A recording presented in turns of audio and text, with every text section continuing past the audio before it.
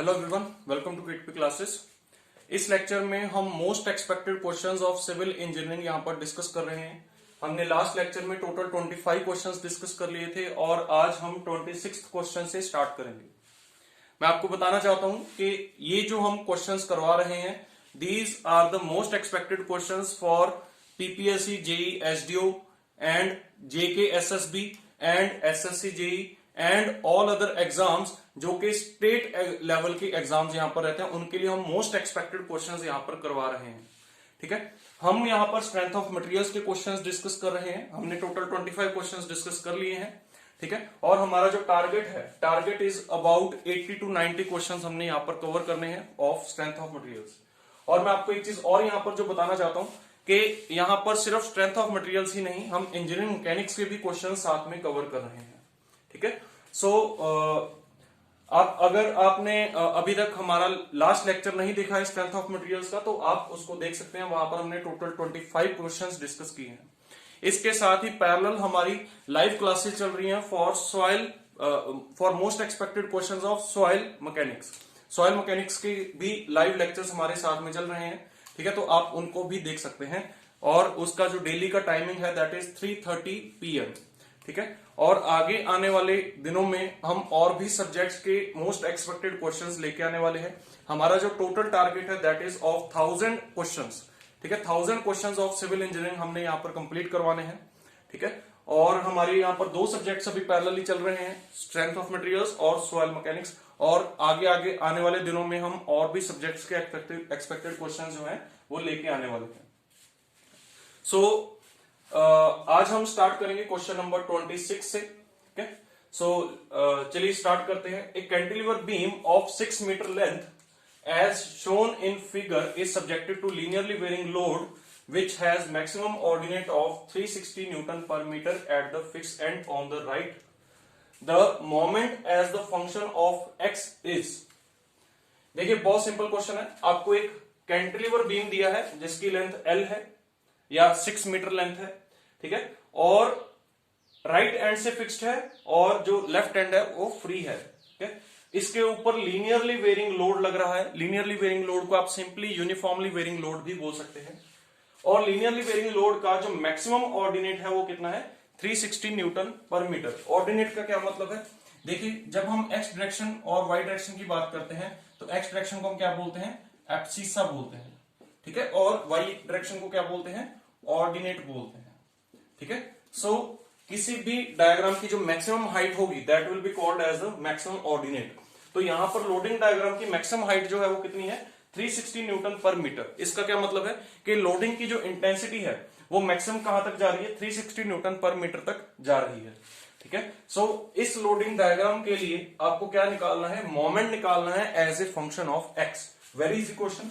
ठीक है, हमें सिंपली क्या करना है, एक्स की टर्म्स में मोमेंट कैलकुलेट करना है। और एक्स यहां पर देखिए क्या दिया है, एक्स दिया है फ्री एंड से डिस्टेंस, फ्री एंड से जो एक्स डिस्टेंस दिया है। ठीक है, सो हमें x की फॉर्म में मोमेंट को कैलकुलेट करना है, mx कैलकुलेट करना है। ठीक है, सो देखिए स्टार्ट करते हैं। देखिए this is your cantilever beam, ये आपका कैंटिलीवर बीम है। ओके, और लेट अस से ये जो हाइट है दिस इज W न्यूटन पर मीटर। ठीक है, हम जनरल फॉर्मूला यहां पर बनाएंगे। जनरल फॉर्मूला में फिर हम वैल्यूज पुट कर देंगे और वैल्यूज पुट करके आपके पास आंसर आ जाएगा। ठीक है, so this is your loading diagram. अब लोडिंग डायग्राम में आपको x डिस्टेंस दिया है और x डिस्टेंस के ऊपर इतना लोड है। देखिए x डिस्टेंस के स्पैन में इतना लोड है। ठीक है, इससे आगे भी लोडिंग है, बट हम x डिस्टेंस के स्पैन में अगर देखें तो लोडिंग डायग्राम इतनी बनती है। ठीक है, क्लियर। देखिए जब आप किसी भी लोडिंग डायग्राम से मोमेंट कैलकुलेट करना चाहते हैं तो हम क्या करते हैं, जैसे late us say this is the loading diagram, ये आपकी लोडिंग डायग्राम है, कुछ भी है। ठीक है, क्लियर। आपको किसी भी पॉइंट के अबाउट मोमेंट कैलकुलेट करना है, late us say this point. ठीक है, इस पॉइंट के अबाउट बेंडिंग मोमेंट कैलकुलेट करना है। जब हम मोमेंट को डिफाइन करते हैं, moment is simply the force into perpendicular distance of the line of action of force from the point where moment is to be calculated.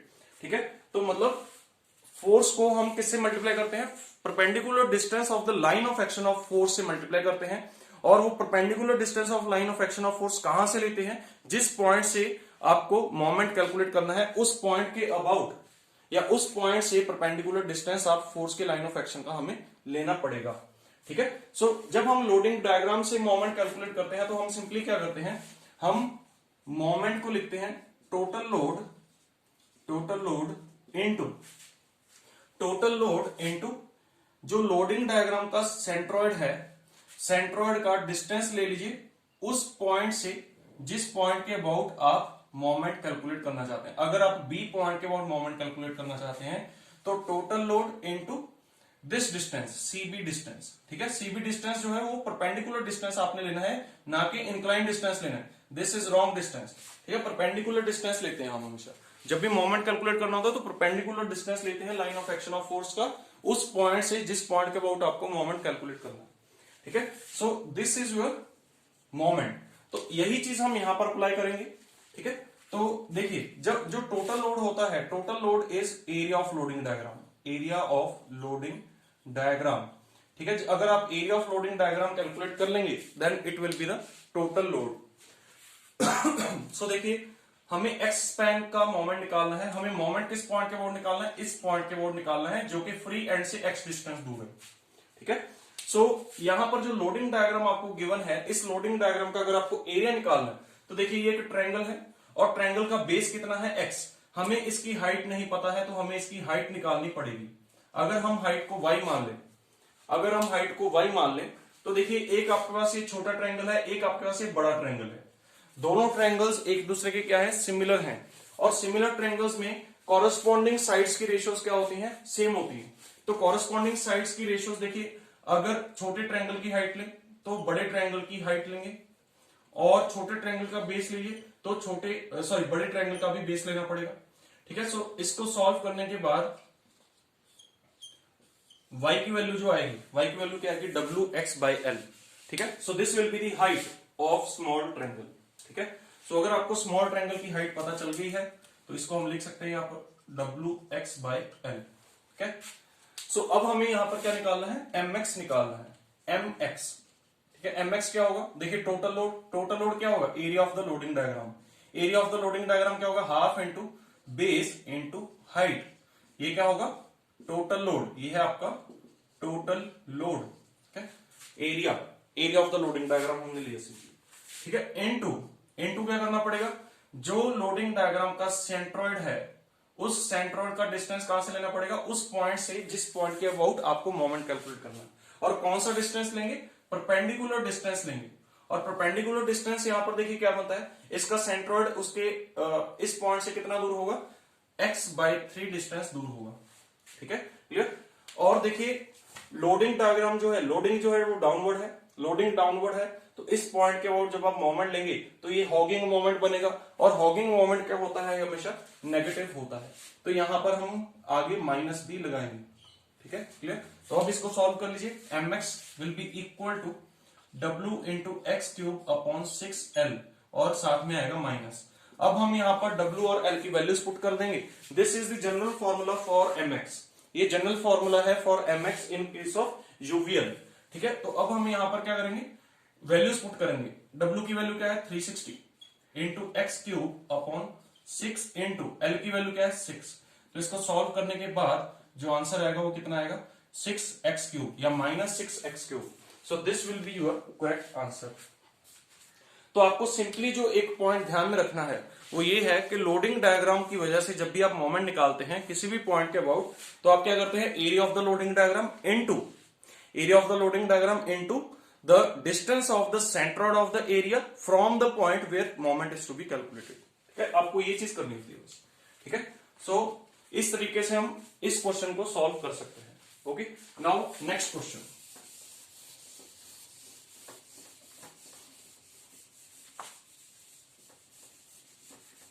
Next question is a 5 meter diameter aluminium alloy test bar is subjected to a load of 500 Newton. If the diameter of the bar is at this load is 4 mm, then true strain is। देखिए आपको पहले दिया है initial diameter जो कि 5 mm है, aluminium alloy test बार आपको दिया है। एल्यूमिनियम एलॉय टेस्ट बार का जो इनिशियल डायमीटर वो कितना है 5 mm, उस पर लोड लगाया 500 न्यूटन।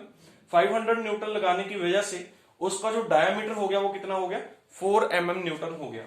ठीक है, क्लियर। तो अब उसमें आपको ट्रू स्ट्रेन निकालना है। ठीक है, तो देखिए late us say this is a बार। ठीक है, ये आपका इनिशियल बार था, दिस वाज द इनिशियल बार जिसका डायमीटर कितना था 5 mm था। ठीक है, तो हमने इस पे क्या किया, लेट अस से it is fixed at this and. ठीक है, लेट अस से it is fixed at this and, तो इस पे लोड लगाया गया कितना P, और वो कितना है 500 न्यूटन। ये लोड लगाने की वजह से उसमें कुछ ना कुछ स्ट्रेन आया।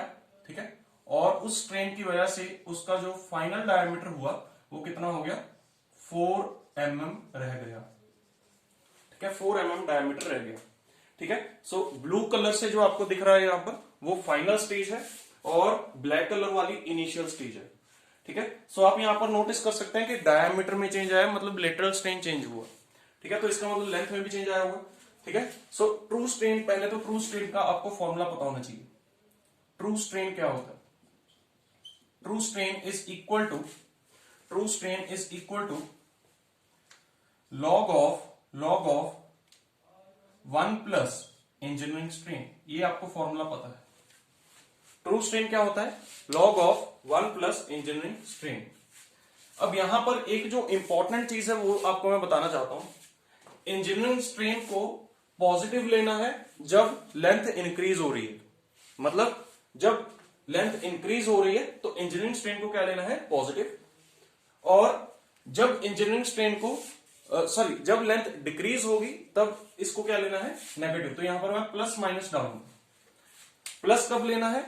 जब इंजीनियरिंग स्ट्रेन पॉजिटिव है, और माइनस कब लेना है? जब इंजीनियरिंग स्ट्रेन नेगेटिव है। और इंजीनियरिंग स्ट्रेन पॉजिटिव कब होता है? जब टेंशन होती है, और इंजीनियरिंग स्ट्रेन नेगेटिव कब होता है? जब कंप्रेशन होती है। ठीक है, ओके। सो क्या हम इसको ऐसे लिख सकते हैं? log 1 plus delta L upon L. L क्या है? ओरिजिनल लेंथ, और डेल्टा एल क्या है? Change in length. ठीक है, सो इसको सॉल्व करने के बाद यहां पर प्लस माइनस भी डाल सकते हैं, कोई प्रॉब्लम नहीं है। जब प्लस, देखिए L not plus delta L upon L not, ये आएगा। L not plus delta L क्या होगा? L not plus delta L क्या होगा? L final upon L not. अगर यहां पर होता माइनस तो L naught minus delta L, वो कंप्रेशन के केस में आना था। ठीक है, देखिए फॉर टेंशन, अगर टेंशन हो, टेंशन में क्या होता है? L not plus delta L is equal to final length, and for compression, compression में क्या होता है? L naught minus delta L is equal to L F. ठीक है, तो बात सेम है, चाहे आप यहां पर प्लस माइनस रखिए चाहे ना रखिए, बट जब आपको इसको सॉल्व करना होता है तब कंप्रेसिव स्ट्रेन को हमेशा नेगेटिव लेना होता है। ये चीज आपको ध्यान में रखनी है। ठीक है, सो एक्चुअली जो ट्रू स्ट्रेन है, ट्रू स्ट्रेन इज दिस ये आपका ट्रू स्ट्रेन है। ठीक है, final length upon original length. But देखिए अब आप क्वेश्चन में देखिए, आपको लेंथ तो दी ही नहीं है, आपको क्या दिया है? डायमीटर दिया है। तो क्या हम ये बोल सकते हैं कि एरिया जो इनिशियल है या original area into original length should be equal to final area into final length? क्यों? क्योंकि वॉल्यूम तो सेम रहेगा मटेरियल का, डेंसिटी में कुछ ज्यादा चेंज नहीं आया। मास क्या है? Mass is constant. ठीक है, डेंसिटी इज कांस्टेंट, तो इट मींस उसका वॉल्यूम भी कांस्टेंट रहेगा। तो वॉल्यूम अगर कांस्टेंट है मतलब ओरिजिनल वॉल्यूम जो था वो फाइनल वॉल्यूम के क्या रहेगा? बराबर रहेगा। तो क्या हम यहां से बोल सकते हैं कि L F upon L not जो आएगा वो किसके बराबर आएगा? A not upon A F के बराबर आएगा। और ए नॉट क्या था? पाई डी नॉट का स्क्वायर बाय 4, ये था A not, upon pi D F का स्क्वायर अपॉन 4, ये क्या है? Final area. तो पाई बाय 4 और पाई बाय 4 को अगर हम कैंसिल कर दें तो हमारे पास जो L F upon L not बचेगा वो कितना बचेगा?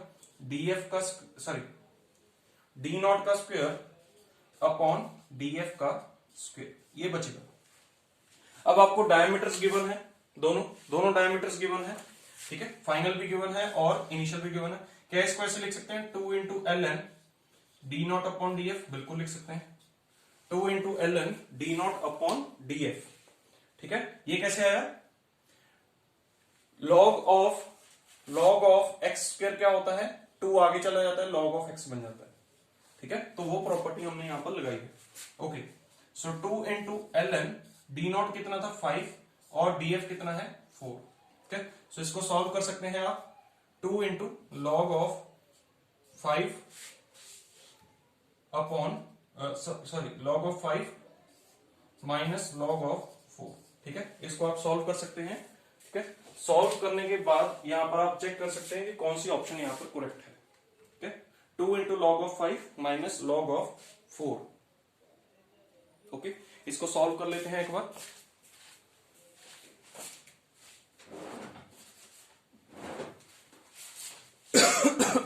Okay, log of 5 minus log of 4 into 2.32।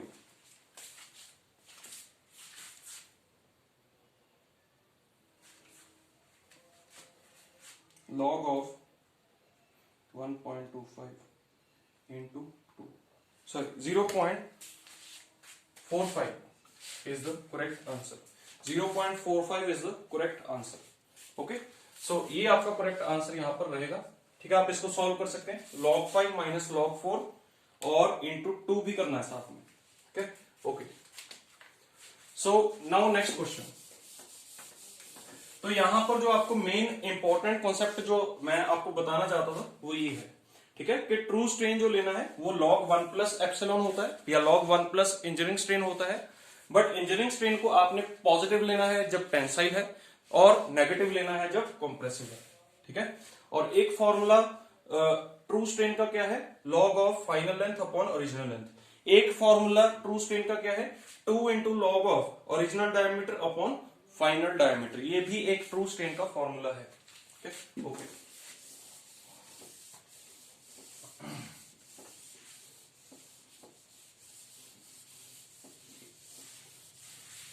Next question is the engineering strain and true strain for a bar which is doubled in length during tension test. देखिए ऐसे ये question solve किया है, same question ये है। ठीक है, तो देखिए क्या है, एक बार है, बार की लेंथ जो है वो डबल हो गई है। बार की लेंथ क्या हो गई, डबल हो गई। सो डबल लेंथ हो गई उसकी। ठीक है, ड्यूरिंग टेंशन। तो डबल लेंथ होने की वजह से उसमें आपको स्ट्रेन बताना है। कौन कौन सा स्ट्रेन बताना है, इंजीनियरिंग स्ट्रेन बताना है और ट्रू स्ट्रेन बताना है। तो इंजीनियरिंग स्ट्रेन देखते हैं पहले, ई। इंजीनियरिंग स्ट्रेन ई क्या होता है, final length upon change in length upon original length. Change in length upon original length. Change in length कितना है एल, ओरिजिनल लेंथ कितना है एल, सो आंसर क्या आएगा 1। ठीक है, so engineering strain is 1 and epsilon जो कि ट्रू स्ट्रेन है it is log 1 plus engineering strain और log 1 प्लस 1। टेंशन हो रही है तो यहां पर 1 प्लस 1 आएगा। ठीक है, so it will be equal to log 2 which will be equal to 0.693। So A option will be the correct option here. Okay, next question. Next question is, two beams of equal cross-section area are subject to equal bending moment. If one beam has the square section and other has the circular section, then this is very very important question, mark कर लीजिए इसको। This is very very important question, बहुत बार repeat होते हैं ऐसे question. ठीक है, देखिए इसमें हमें क्या करना है, पहली बात तो उनमें बेंडिंग मोमेंट लगा है। ठीक है, बेंडिंग मोमेंट लगा है तो मतलब दोनों में बेंडिंग हो रही है। ठीक है, एक स्क्वायर क्रॉस सेक्शन है, एक सर्कुलर क्रॉस सेक्शन है। तो आपको बताना है कि स्क्वायर क्रॉस सेक्शन ज्यादा स्ट्रॉन्गर है या सर्कुलर क्रॉस सेक्शन ज्यादा स्ट्रॉन्गर है, या दोनों इक्वली स्ट्रॉन्गर है। ठीक है, या फिर वो लोडिंग पर डिपेंड करेगा कि कौन सा स्ट्रॉन्गर है। ठीक है, तो आपको ये चीज बताना है। देखिए हमने बेंडिंग मोमेंट इक्वेशन पढ़ी है, m upon I is equal to sigma upon Y is equal to sigma upon या sigma max upon Y max भी लिखते हैं इसको, sigma max upon Y max भी लिखते हैं। ठीक है, equal to E upon R होता है।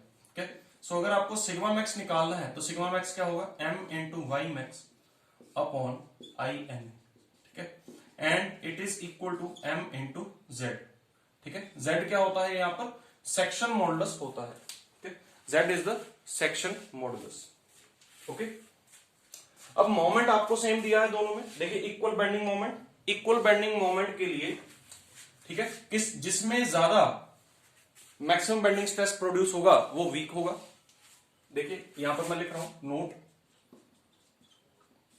For equal bending moment M, okay, the section having larger value of sigma max will be weak, clear, वो क्या होगा, वीक होगा। ओके, तो ये किस पर डिपेंड करेगा, सिग्मा मैक्स जिसमें ज्यादा होगा या किसमें कम होगा, ये किस पर डिपेंड करेगा, किस पर डिपेंड करेगा, जेड पर। तो क्या हम बोल सकते हैं कि जेड जिसका ज्यादा होगा उसमें सिग्मा मैक्स उतना ही कम होगा, ठीक है, क्लियर, जिसका जेड ज्यादा होगा उसका सिग्मा मैक्स उतना ही कम होगा। अब यहां पर एक इंपॉर्टेंट चीज देखिए क्या है, equal cross section area, equal cross section area. तो यहां पर एक और नोट लिखिए, this note is very very important, जो मैं आपको यहां पर बताने वाला हूं, ठीक है, और वो चीज बहुत बार पूछी जाती है। देखिए for equal cross section area, for equal cross section area the section having higher value of z या section modulus will be more economical, will be more economical, clear. Equal cross section area के लिए जिस section का modulus ज्यादा होगा वो क्या होगा, इकोनॉमिकल होगा। इसको हम उल्टे तरीके से भी लिख सकते हैं, और क्या बोल सकते हैं, for equal value of z the section having laser area, section having laser area will be more economical, ठीक है, विल बी मोर इकोनॉमिकल, ठीक है। सो ये पॉइंट्स बहुत इंपॉर्टेंट है, इनको आप मार्क कर लीजिए, these are very very important points. Okay, so अब हम यहां पर चेक कर सकते हैं कि स्क्वायर और सर्कुलर में से कौन सा ज्यादा इकोनॉमिकल रहेगा। मेन हमें किसको देखना है, जेड को देखना है, ठीक है। सो मैं आपको पहले बताना चाहता हूं कि जेड ऑफ स्क्वायर जो होता है, Z of square is greater then Z of circle, ठीक है। जेड ऑफ स्क्वायर जो होता है तो वो बड़ा होता है जेड ऑफ सर्कल से, तो इट मींस सिग्मा मैक्स किस में ज्यादा प्रोड्यूस होगा, सर्कल में ज्यादा प्रोड्यूस होगा, सर्कल स्क्वायर में कम प्रोड्यूस होगा, और जिसमें सिग्मा मैक्स कम प्रोड्यूस होगा वो ज्यादा स्ट्रॉन्गर होगा। तो means square beam will be more stronger, square beam will be more stronger, ठीक है। तो अब हमें यहां पर जेड को कंपेयर करना है, ठीक है। मैं इन पॉइंट्स को यहां से इरेज कर रहा हूं, आप इसको एक बार नोट कर लीजिए, ठीक है। ओके, यहीं पर लेक्चर को पॉज करके आप नोट कर सकते हैं, मैं इसको इरेज कर रहा हूं।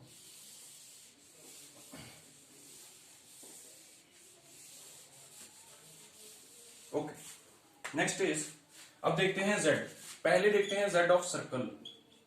z ऑफ सर्कल क्या होगा, देखिए I N A upon Y max, ठीक है। I N A, this is the circular section जिसका डायमीटर कितना है d, this is the neutral axis, neutral axis से जो फार मोस्ट फाइबर होती है उसका डिस्टेंस क्या होता है, वाई मैक्स होता है, ठीक है। सो आई एन ए क्या होगा, पाई बाय 64 डी की पावर 4 अपॉन वाई मैक्स कितना होगा, d बाय 2, तो इसको लिख सकते हैं पाई बाय 32 डी का, this is z of circle.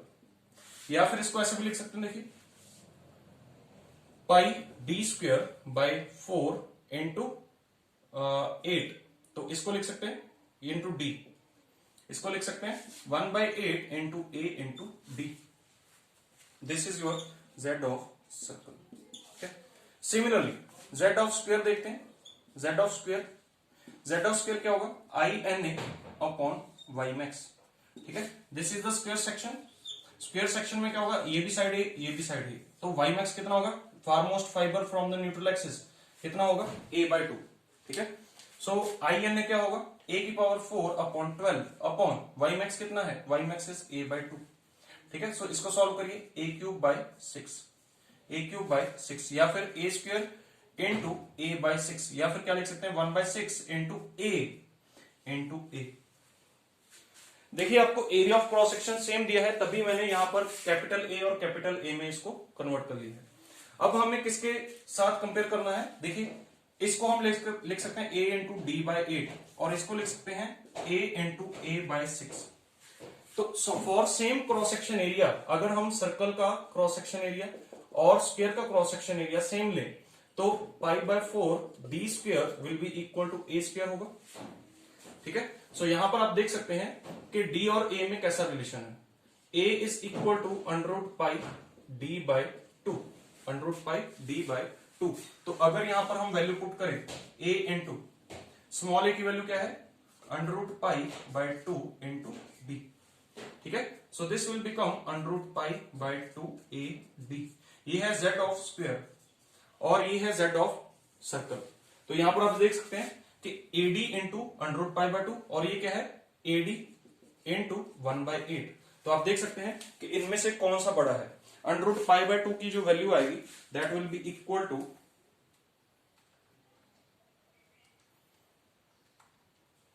It will be equal to 0.886 a into D और इसकी वैल्यू क्या आएगी 0.125 इंटू ए इंटू डी।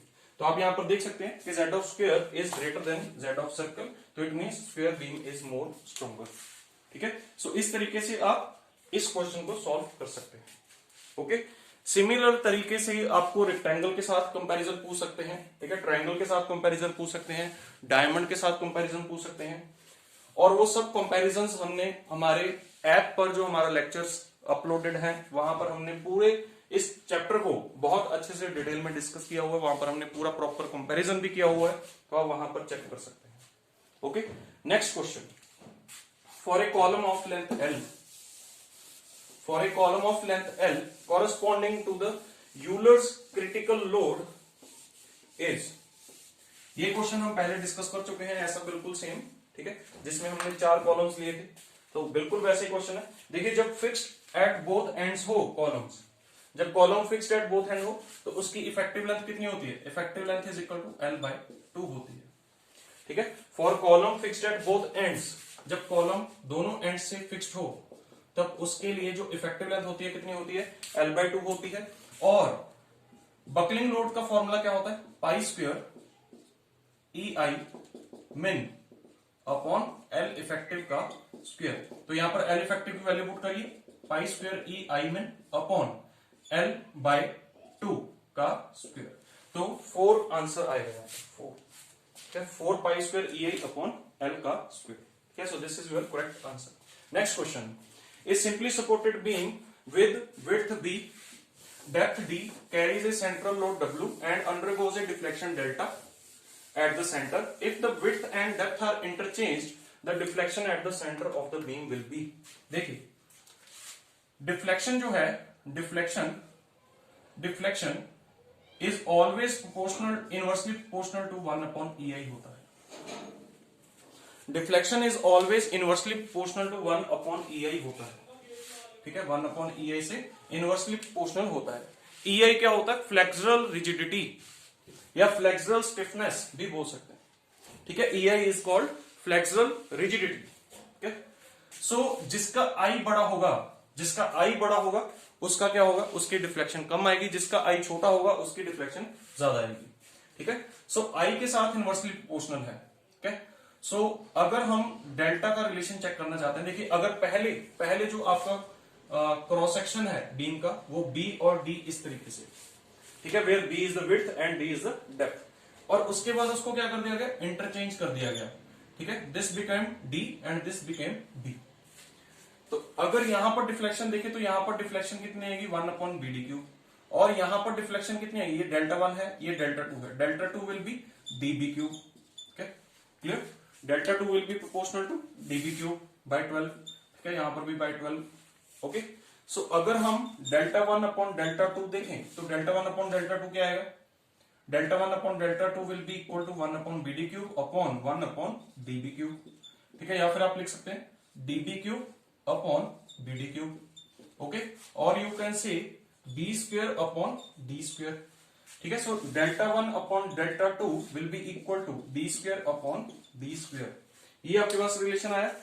अब डेल्टा वन आपको गिवन है, डेल्टा वन कितना है, delta one is equal to delta given है, ठीक है। सो यहां से डेल्टा टू आप निकाल सकते हैं, तो delta into D square upon B square will be the correct answer, ठीक है। सो आप यहां पर देख सकते हैं B option will be the correct answer, ठीक है। हमने कुछ भी नहीं किया है, सिंपली डिफ्लेक्शन का हमें जो कॉन्सेप्ट पता है वो ये है कि deflection is inversely proportional to the flexural rigidity. Flexural rigidity क्या होता है, ई इंटू आई। ई जो है वो मटेरियल की प्रॉपर्टी होती है, और आई जो है, I is the cross sectional property, cross section की प्रॉपर्टी है, ठीक है। सो जिसका क्रॉस सेक्शन जितना बड़ा होगा उतना वो क्या होगा, रिजिड होगा, सॉरी उतना उसका आई ज्यादा होगा, या आप ये बोल सकते हैं कि जितना क्रॉस सेक्शन का आई बड़ा होगा उतना उसमें डिफ्लेक्शन कम आएगी, ठीक है। वो जो मैंने पहले पॉइंट बोला है वो गलत है, ठीक है। क्रॉस सेक्शन बड़ा होने से आई बड़ा होना हो ऐसा इंपॉर्टेंट नहीं है, ठीक है। आई जितना बड़ा होगा उतना डिफ्लेक्शन बड़ा होगा, और आई डिपेंड करेगा कि जो क्रॉस सेक्शन एरिया है वो न्यूट्रल एक्सिस से कितना दूर है, ठीक है। जितना cross section area neutral axis से दूर होगा उतना उसका आई ज्यादा होगा, ठीक है। Clear, okay.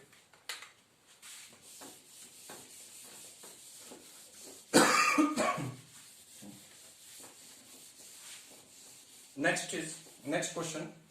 The given figure shows a cantilever beam of span L subjected to the concentrated load P and moment M at the free end.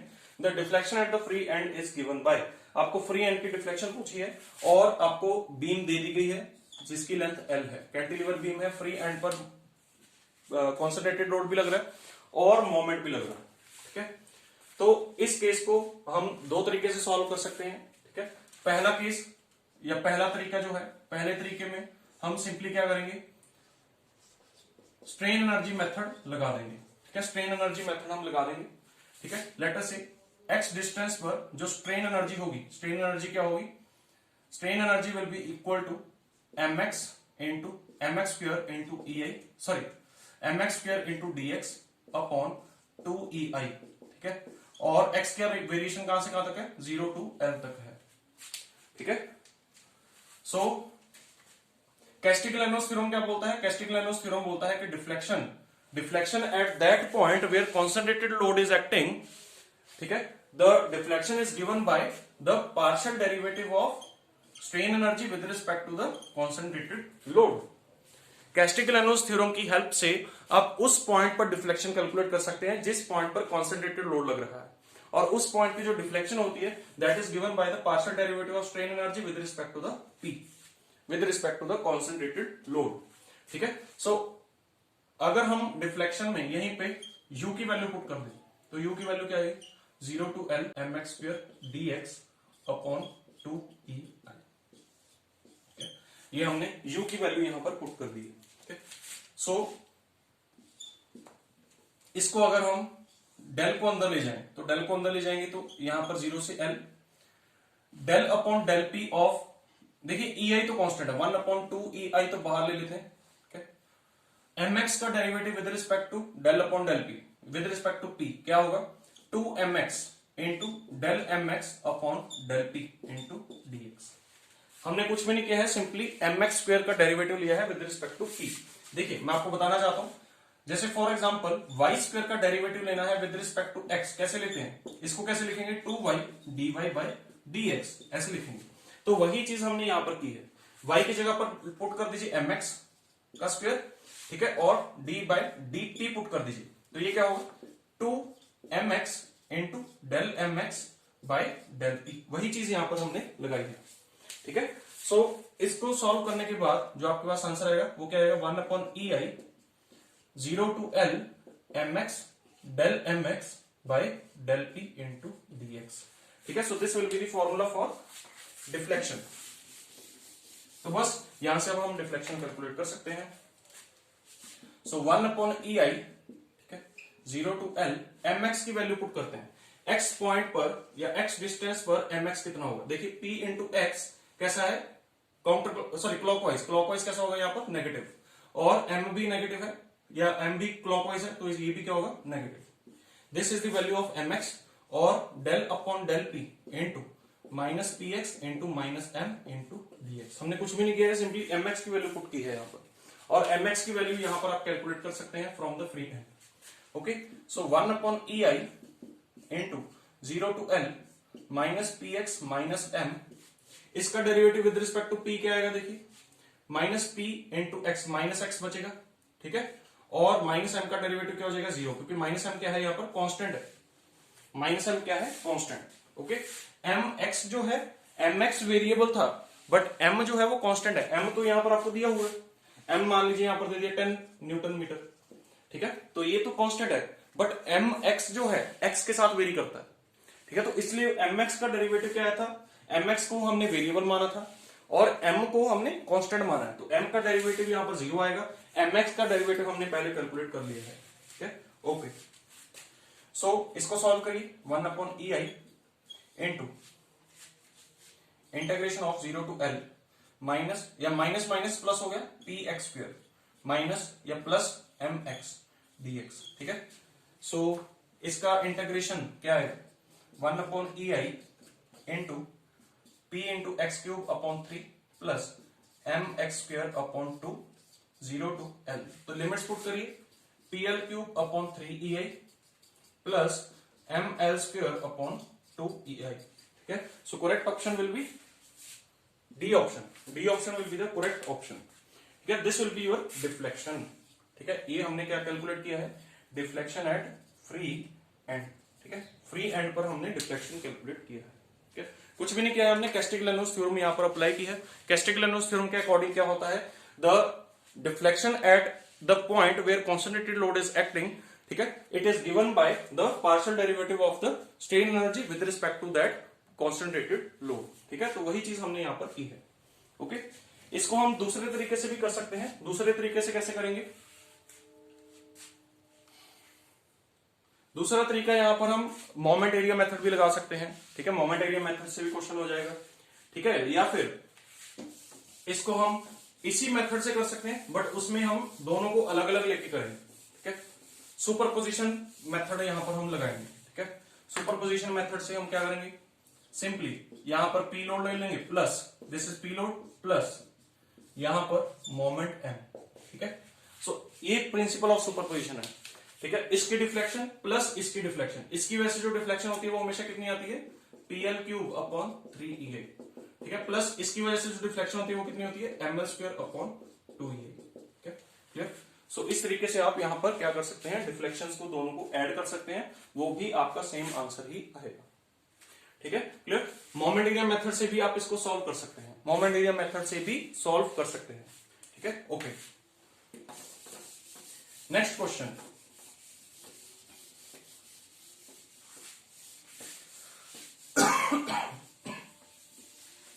next question is, for the state of stress shown in figure, the normal stress acting on the plane of maximum shear stress is, अच्छा question है, ठीक है, इसको mark कर लीजिए, good question, ठीक है। आपको बोला है कि टॉमेक्स प्लेन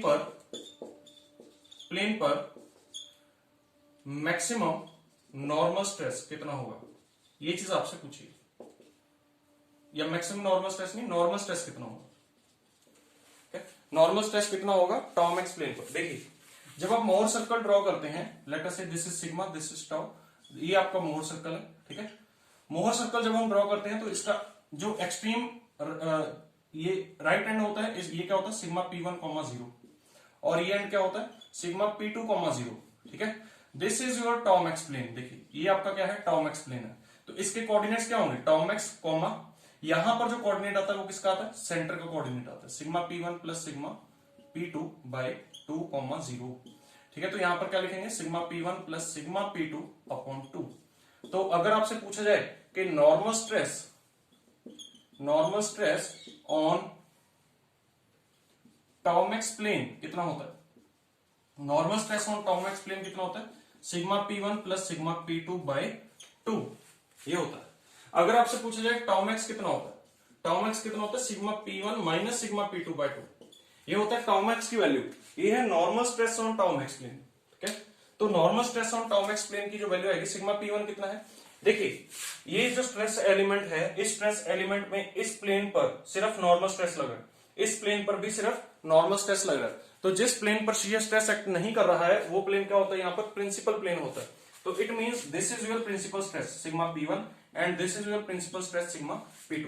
तो सिग्मा P1 की जो वैल्यू है वो कितनी है 100 प्लस सिग्मा P2 की जो वैल्यू है वो कितनी है -50, क्योंकि वो कंप्रेसिव है, ठीक है, अपॉन 2। तो इसको सॉल्व कर लीजिए 25 मेगापास्कल। और कैसा आएगा देखिए, पॉजिटिव आएगा तो it means tensile, tensile will be the answer, 25 megapascal tensile. Okay, so this will be your correct answer. Next question is when shaft is subjected to combined twisting moment and bending moment। जब shaft पर combined effect लगता है twisting moment का और bending moment का, तब उस case में इक्विवेलेंट ट्विस्टिंग मोमेंट क्या होता है, आपसे टीई पूछा है। टीई का जो फॉर्मूला होता है that is m square plus T square होता है, और ME इक्विवेलेंट, M इक्विवेलेंट ये है T equivalent, this is equivalent torque, this is equivalent bending moment, ये होता है half into m plus under root m square plus T square, ठीक है। तो ये आपको ध्यान में रखने हैं दोनों। और टॉमेक्स जो होता है in case of combined loading, combined loading में जो टॉमेक्स होता है that is 16 into T E upon pi D cube, ठीक है। और सिग्मा मैक्स जो होता है that is equal to 32 upon pi D cube into ME, ठीक है। सो ये फॉर्मूलाज आपको ध्यान में रखने हैं, ठीक है, क्लियर। तो एक क्वेश्चन था, एक क्वेश्चन क्या था, आपसे पूछा गया था कि इक्विवेलेंट ट्विस्टिंग मोमेंट क्या होता है, ठीक है। हमने यहाँ पर 3 क्वेश्चंस और कवर कर लिए हैं। इक्विवेलेंट बेंडिंग मोमेंट भी आपने देख लिया कितना होता है कंबाइंड लोडिंग में। कंबाइंड लोडिंग कौन सी है, twisting, combined torsion and combined bending moment. Combined torsion and combined bending moment में ये सारे फॉर्मूलाज हैं जो आपको ध्यान में रखने हैं, ठीक है। इनको पूरा डिटेल में, इनकी पूरी डेरिवेशन जो हमने की है वो हमारे ऐप पर जो लेक्चर्स हैं वहां पर हमने प्रॉपर्ली इसकी डेरिवेशन की हुई है, वहां पर ये प्रॉपर्ली कॉन्सेप्ट इसका पूरा समझाया गया है वहां पर, ठीक है। तो आप वहां पर देख सकते हैं, ठीक है। So these were our questions, हमने 34th क्वेश्चन तक यहाँ पर टोटल कंप्लीट कर लिया है, ठीक है। आई होप आप इन सभी क्वेश्चंस को एंजॉय कर रहे हैं, ठीक है। सो अब हम यहाँ पर नेक्स्ट क्वेश्चंस देखते हैं।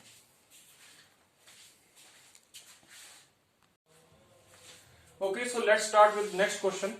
Question number 35। Mass moment of inertia of a cube with edges of length L about an axis passing through the edge is। It is a very good question, ठीक है, बहुत अच्छा क्वेश्चन है और मैं इस क्वेश्चन को इंपॉर्टेंट एज्यूम करूंगा। It is very important question.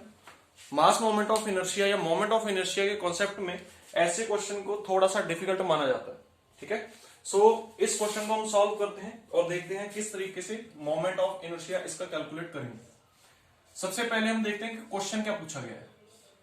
देखिए आपको एक क्यूब गिवन है, क्यूब गिवन है, क्यूब में सभी साइड्स बराबर होती हैं, तो आपको उसकी एज की लेंथ दी हुई है L, L एंड L, तो इस तरीके से आपको उसके एजेस की लेंथ दी हुई है।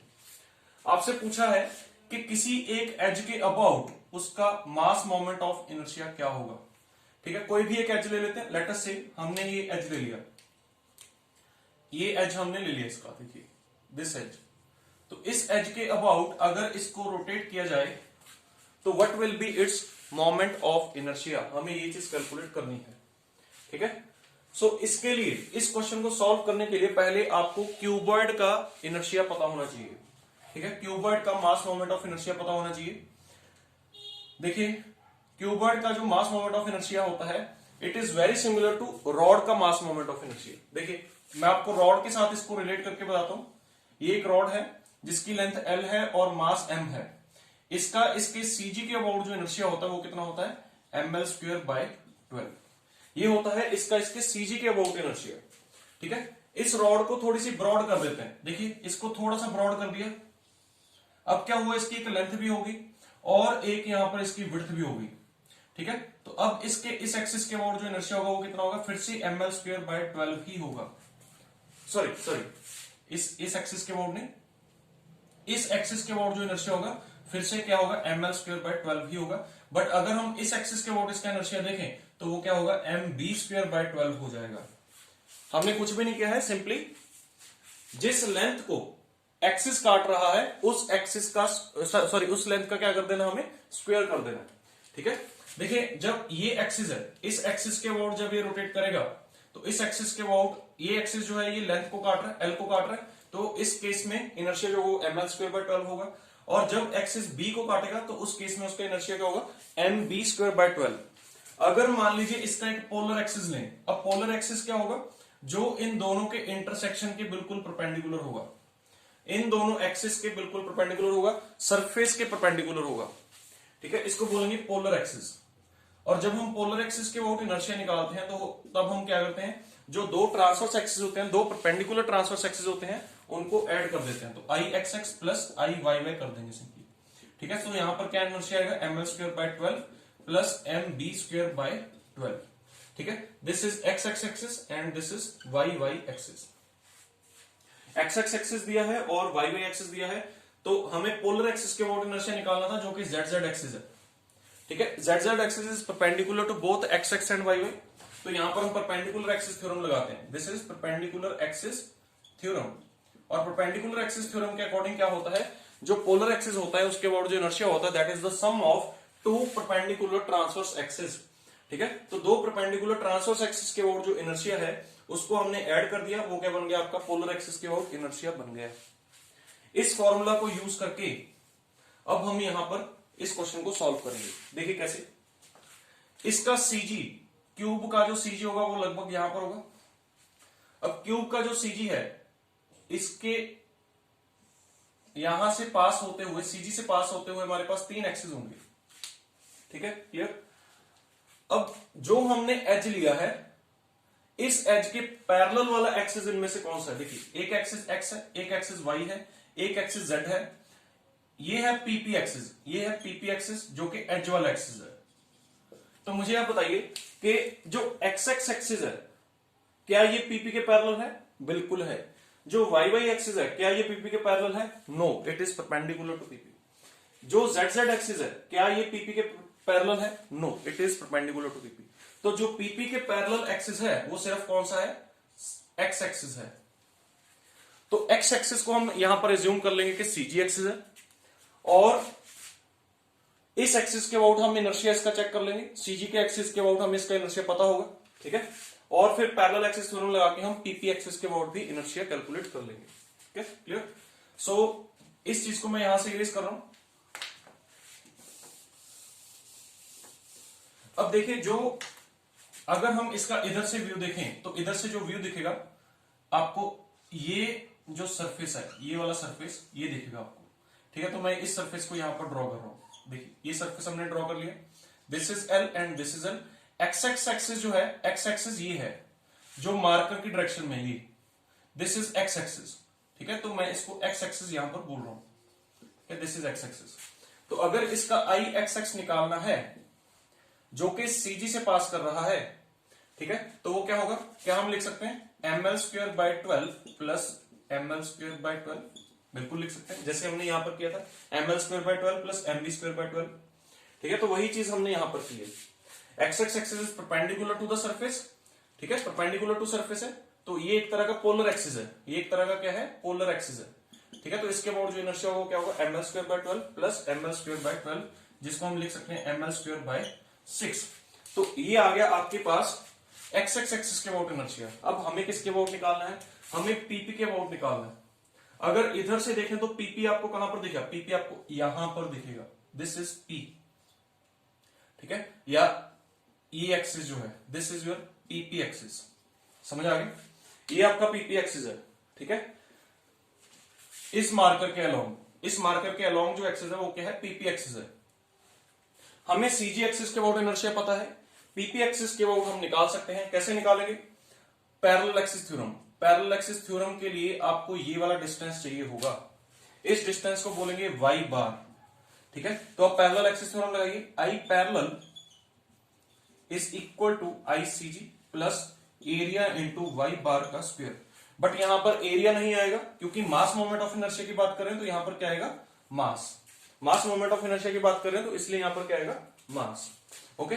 आईसीजी के अबाउट आपको पता है, आईसीजी के अबाउट क्या है inertia, ml²/6 plus m, Y bar का स्क्वायर कितना है, क्या ये डिस्टेंस आप कैलकुलेट कर सकते हैं, बिल्कुल कर सकते हैं, कैसे, ये स्क्वायर है, इसकी लेंथ ये l है, ये भी लेंथ l है, तो क्या हम ये डिस्टेंस कैलकुलेट कर सकते हैं, ये डिस्टेंस कितना होगा √2l। अगर ये √2l है तो इसका हाफ कितना होगा, ये डिस्टेंस, वही हमने देखना है।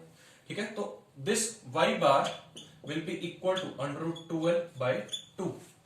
ठीक है, सो यहां पर आप पुट कर दीजिए √2l/2, तो √2l/2 का स्क्वायर, इसको सॉल्व करिए, ml²/6 plus m into L square by, देखिए ये नीचे √2 बनेगा, √2 का स्क्वायर क्या आएगा 2। ठीक है, सो इसको सॉल्व कर लीजिए, ml²/6 प्लस ml²/2,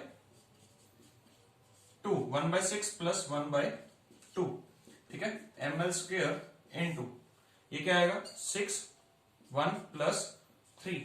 ठीक है, so answer will B 2/3 ml²। ठीक है, so correct option will B D option will B correct. ठीक है, सो एक अच्छा क्वेश्चन था। ठीक है, आप इस क्वेश्चन से काफी सारे कॉन्सेप्ट्स क्लियर कर सकते हैं आपने। ठीक है, परपेंडिकुलर एक्सिस थ्योरम भी हमने यहाँ पर अप्लाई की, पैरेलल एक्सिस थ्योरम भी यहाँ पर हमने अप्लाई की, और हमने क्वेश्चन जो देखा वो एक क्यूब का क्वेश्चन देखा, और क्यूब के हमने एक एज के अबाउट इनर्शिया निकाला। ठीक है, सेंट्रॉइड के अबाउट ज्यादातर एग्जाम्स में पूछा हुआ होता है, अगर यहाँ पर इसके सेंट्रॉइड के अबाउट या सीजी के अबाउट इनर्शिया पूछा गया होता तो वो क्या आता, ml²/6। ml²/6 क्या होगा, इसका सीजी के अबाउट इनर्शिया होगा, बट हमने किसके अबाउट निकाला है, यहाँ पर इसके एच के अबाउट निकाला है, जो कि 2/3 ml² आएगा। ठीक है, ओके, नेक्स्ट क्वेश्चन।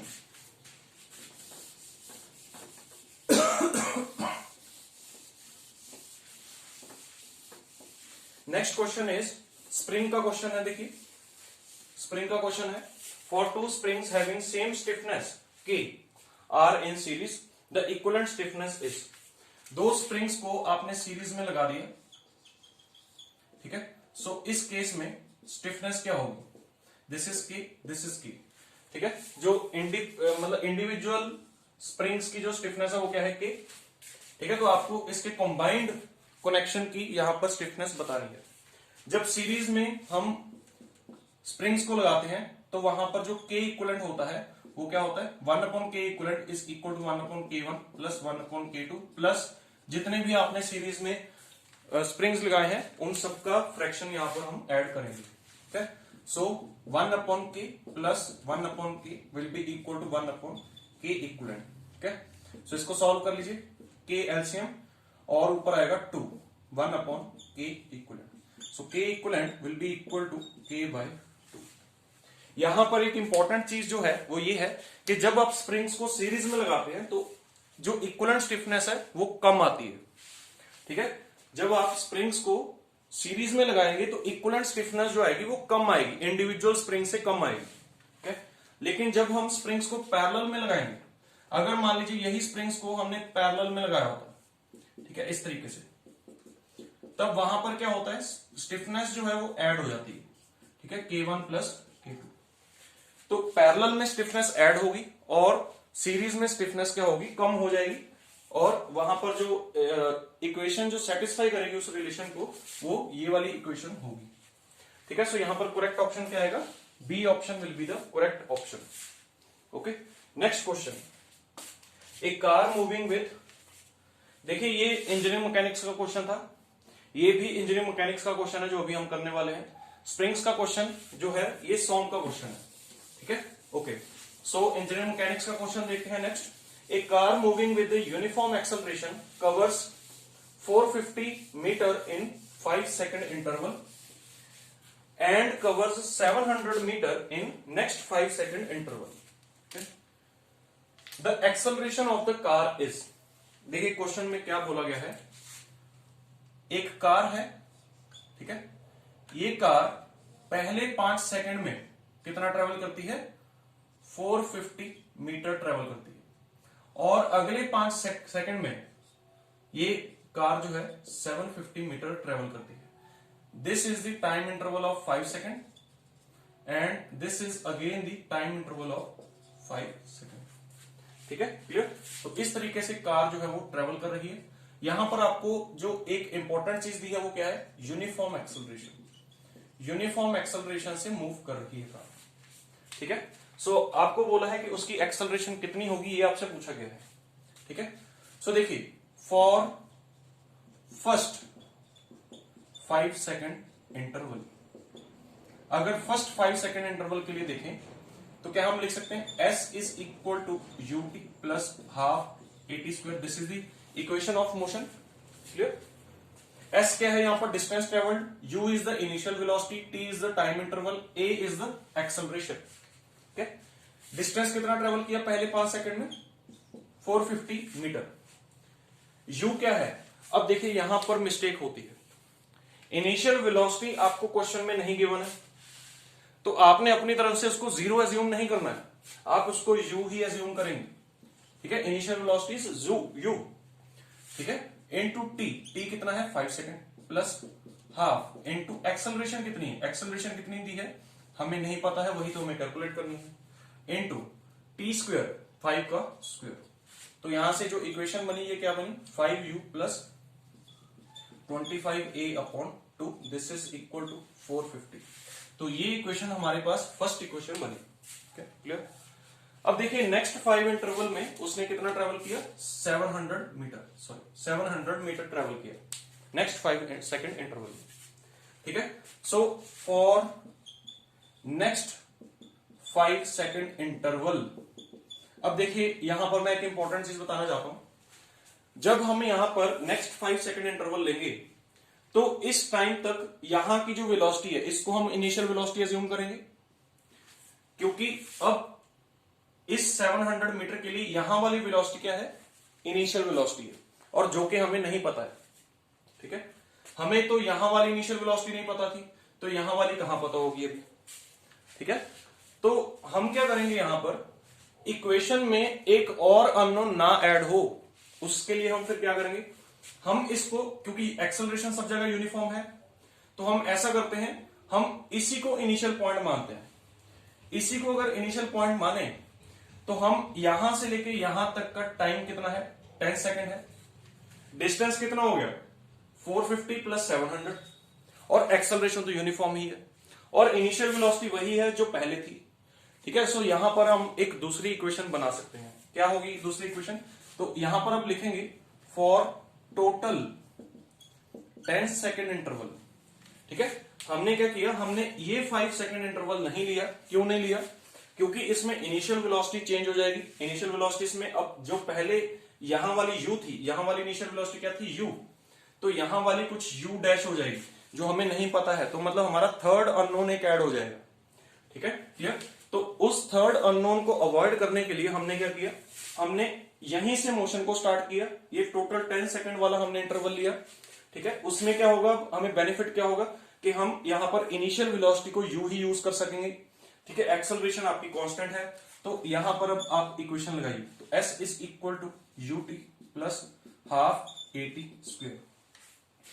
देखिए मैं आपको डिफरेंस बताता हूं, अगर हम यहां पर फॉर नेक्स्ट 5 सेकेंड इंटरवल लेते, सेकेंड इंटरवल, तब क्या होता, यहां पर फिर क्या होता, यहां पर होता s is equal to ut plus half at square.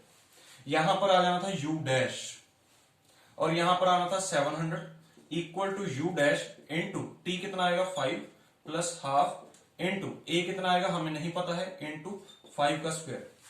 तो यहां पर एक नुकसान क्या होगा कि आपके पास एक u डैश और आ गया, एक a आपके पास पहले पड़ा है। ठीक है, एक u आपके पास पहले पड़ा है, तो 3 अननोन हो जाएंगे, इक्वेशंस 2 ही रहेंगी। ठीक है, तो फिर से आप सॉल्व नहीं कर पाएंगे।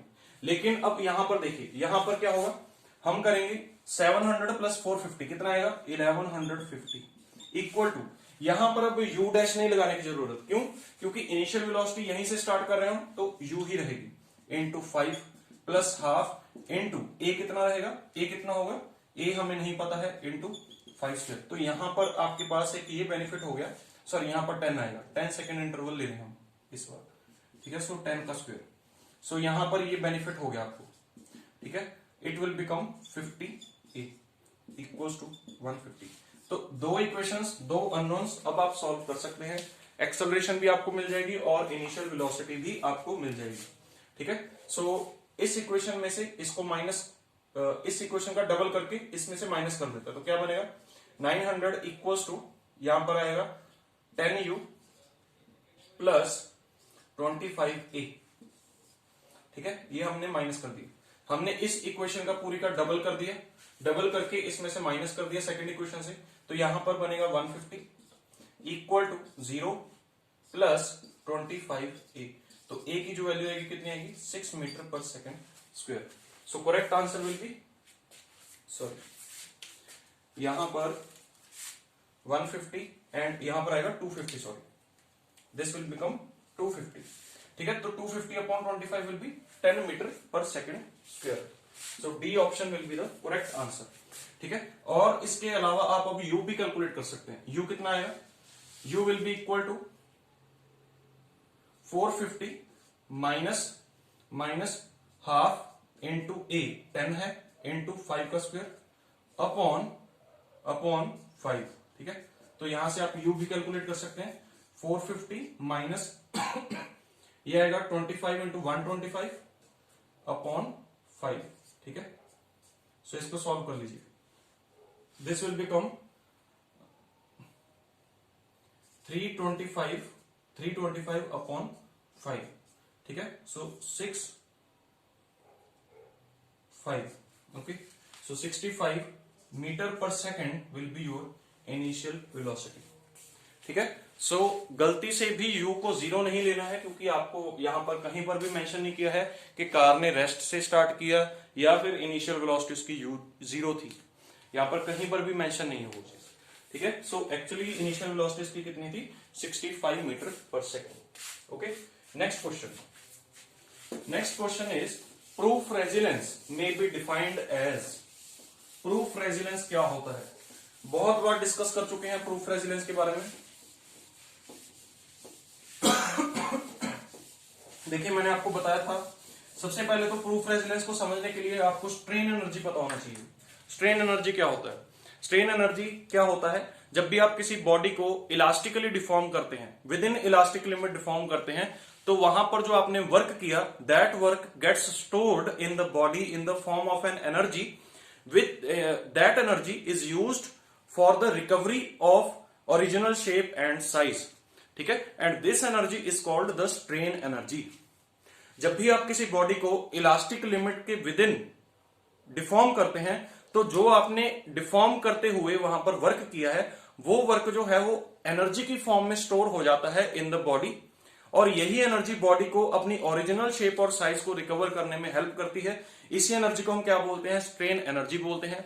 इसी एनर्जी को हम रेजिलेंस भी बोलते हैं, ठीक है। स्ट्रेन एनर्जी को ही हम क्या बोलते हैं, रेजिलेंस भी बोलते हैं, ठीक है। और maximum strain energy within the elastic limit, और you can say maximum strain energy कब स्टोर होगी, जब आप इलास्टिक लिमिट के ऊपर जाके बॉडी को क्या करेंगे, डिफॉर्म करेंगे, तब जो आपका रेजिलेंस होगा that will B maximum strain energy, and that maximum strain energy will be called the proof resilience. तो मैं आपको यहां पर एक बार डायग्राम से भी समझा देता हूं, ठीक है। This is strain, this is stress. हमने बॉडी को डिफॉर्म किया, मान लीजिए लेट अस सी, ये मैंने एक रफ सा स्ट्रेस स्ट्रेन डायग्राम बनाया है।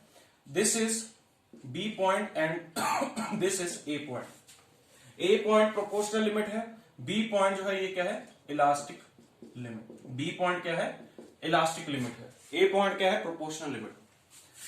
तो जब आपने डिफॉर्म किया, लेटर से यहां तक डिफॉर्म किया, तो यहां तक जो डिफॉर्म करेंगे, तब बॉडी जो है आप अपॉन अनलोडिंग दोबारा से अपना शेप और साइज क्या कर लेगी, रिकवर कर लेगी। क्यों, क्योंकि आपने लोडिंग जो की है that is with in the elastic limit की है, ठीक है। सो इस पर्टिकुलर केस में जो एनर्जी स्टोर होगी that energy will be called as the resilience.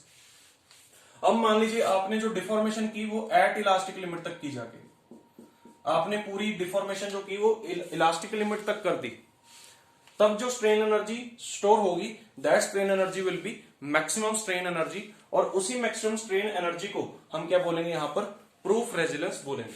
सो अगर आपसे पूछा जाए कि यहां पर करेक्ट ऑप्शन कौन सा है, तो the maximum strain energy that can be stored in the material under the elastic condition, this will be your correct answer, okay. The maximum strain energy that can be stored with in the elastic limit या eight elastic limit, ठीक है। Eight elastic limit भी बोल सकते हैं आप यहां पर, ठीक है, क्लियर। जब उसने मैक्सिमम लिख दिया तो अंडर इलास्टिक कंडीशन करेक्ट है, अदरवाइज वो लिखता strain energy that can be stored at elastic condition, at elastic limit, ठीक है, तब भी वो क्या आना था, करेक्ट आंसर आना था। तो प्रूफ रेजिलियंस ध्यान में रखना है, ठीक है। और एक होता है modulus of resilience. Modulus of resilience, modulus of resilience जो होता है that is proof resilience per unit volume.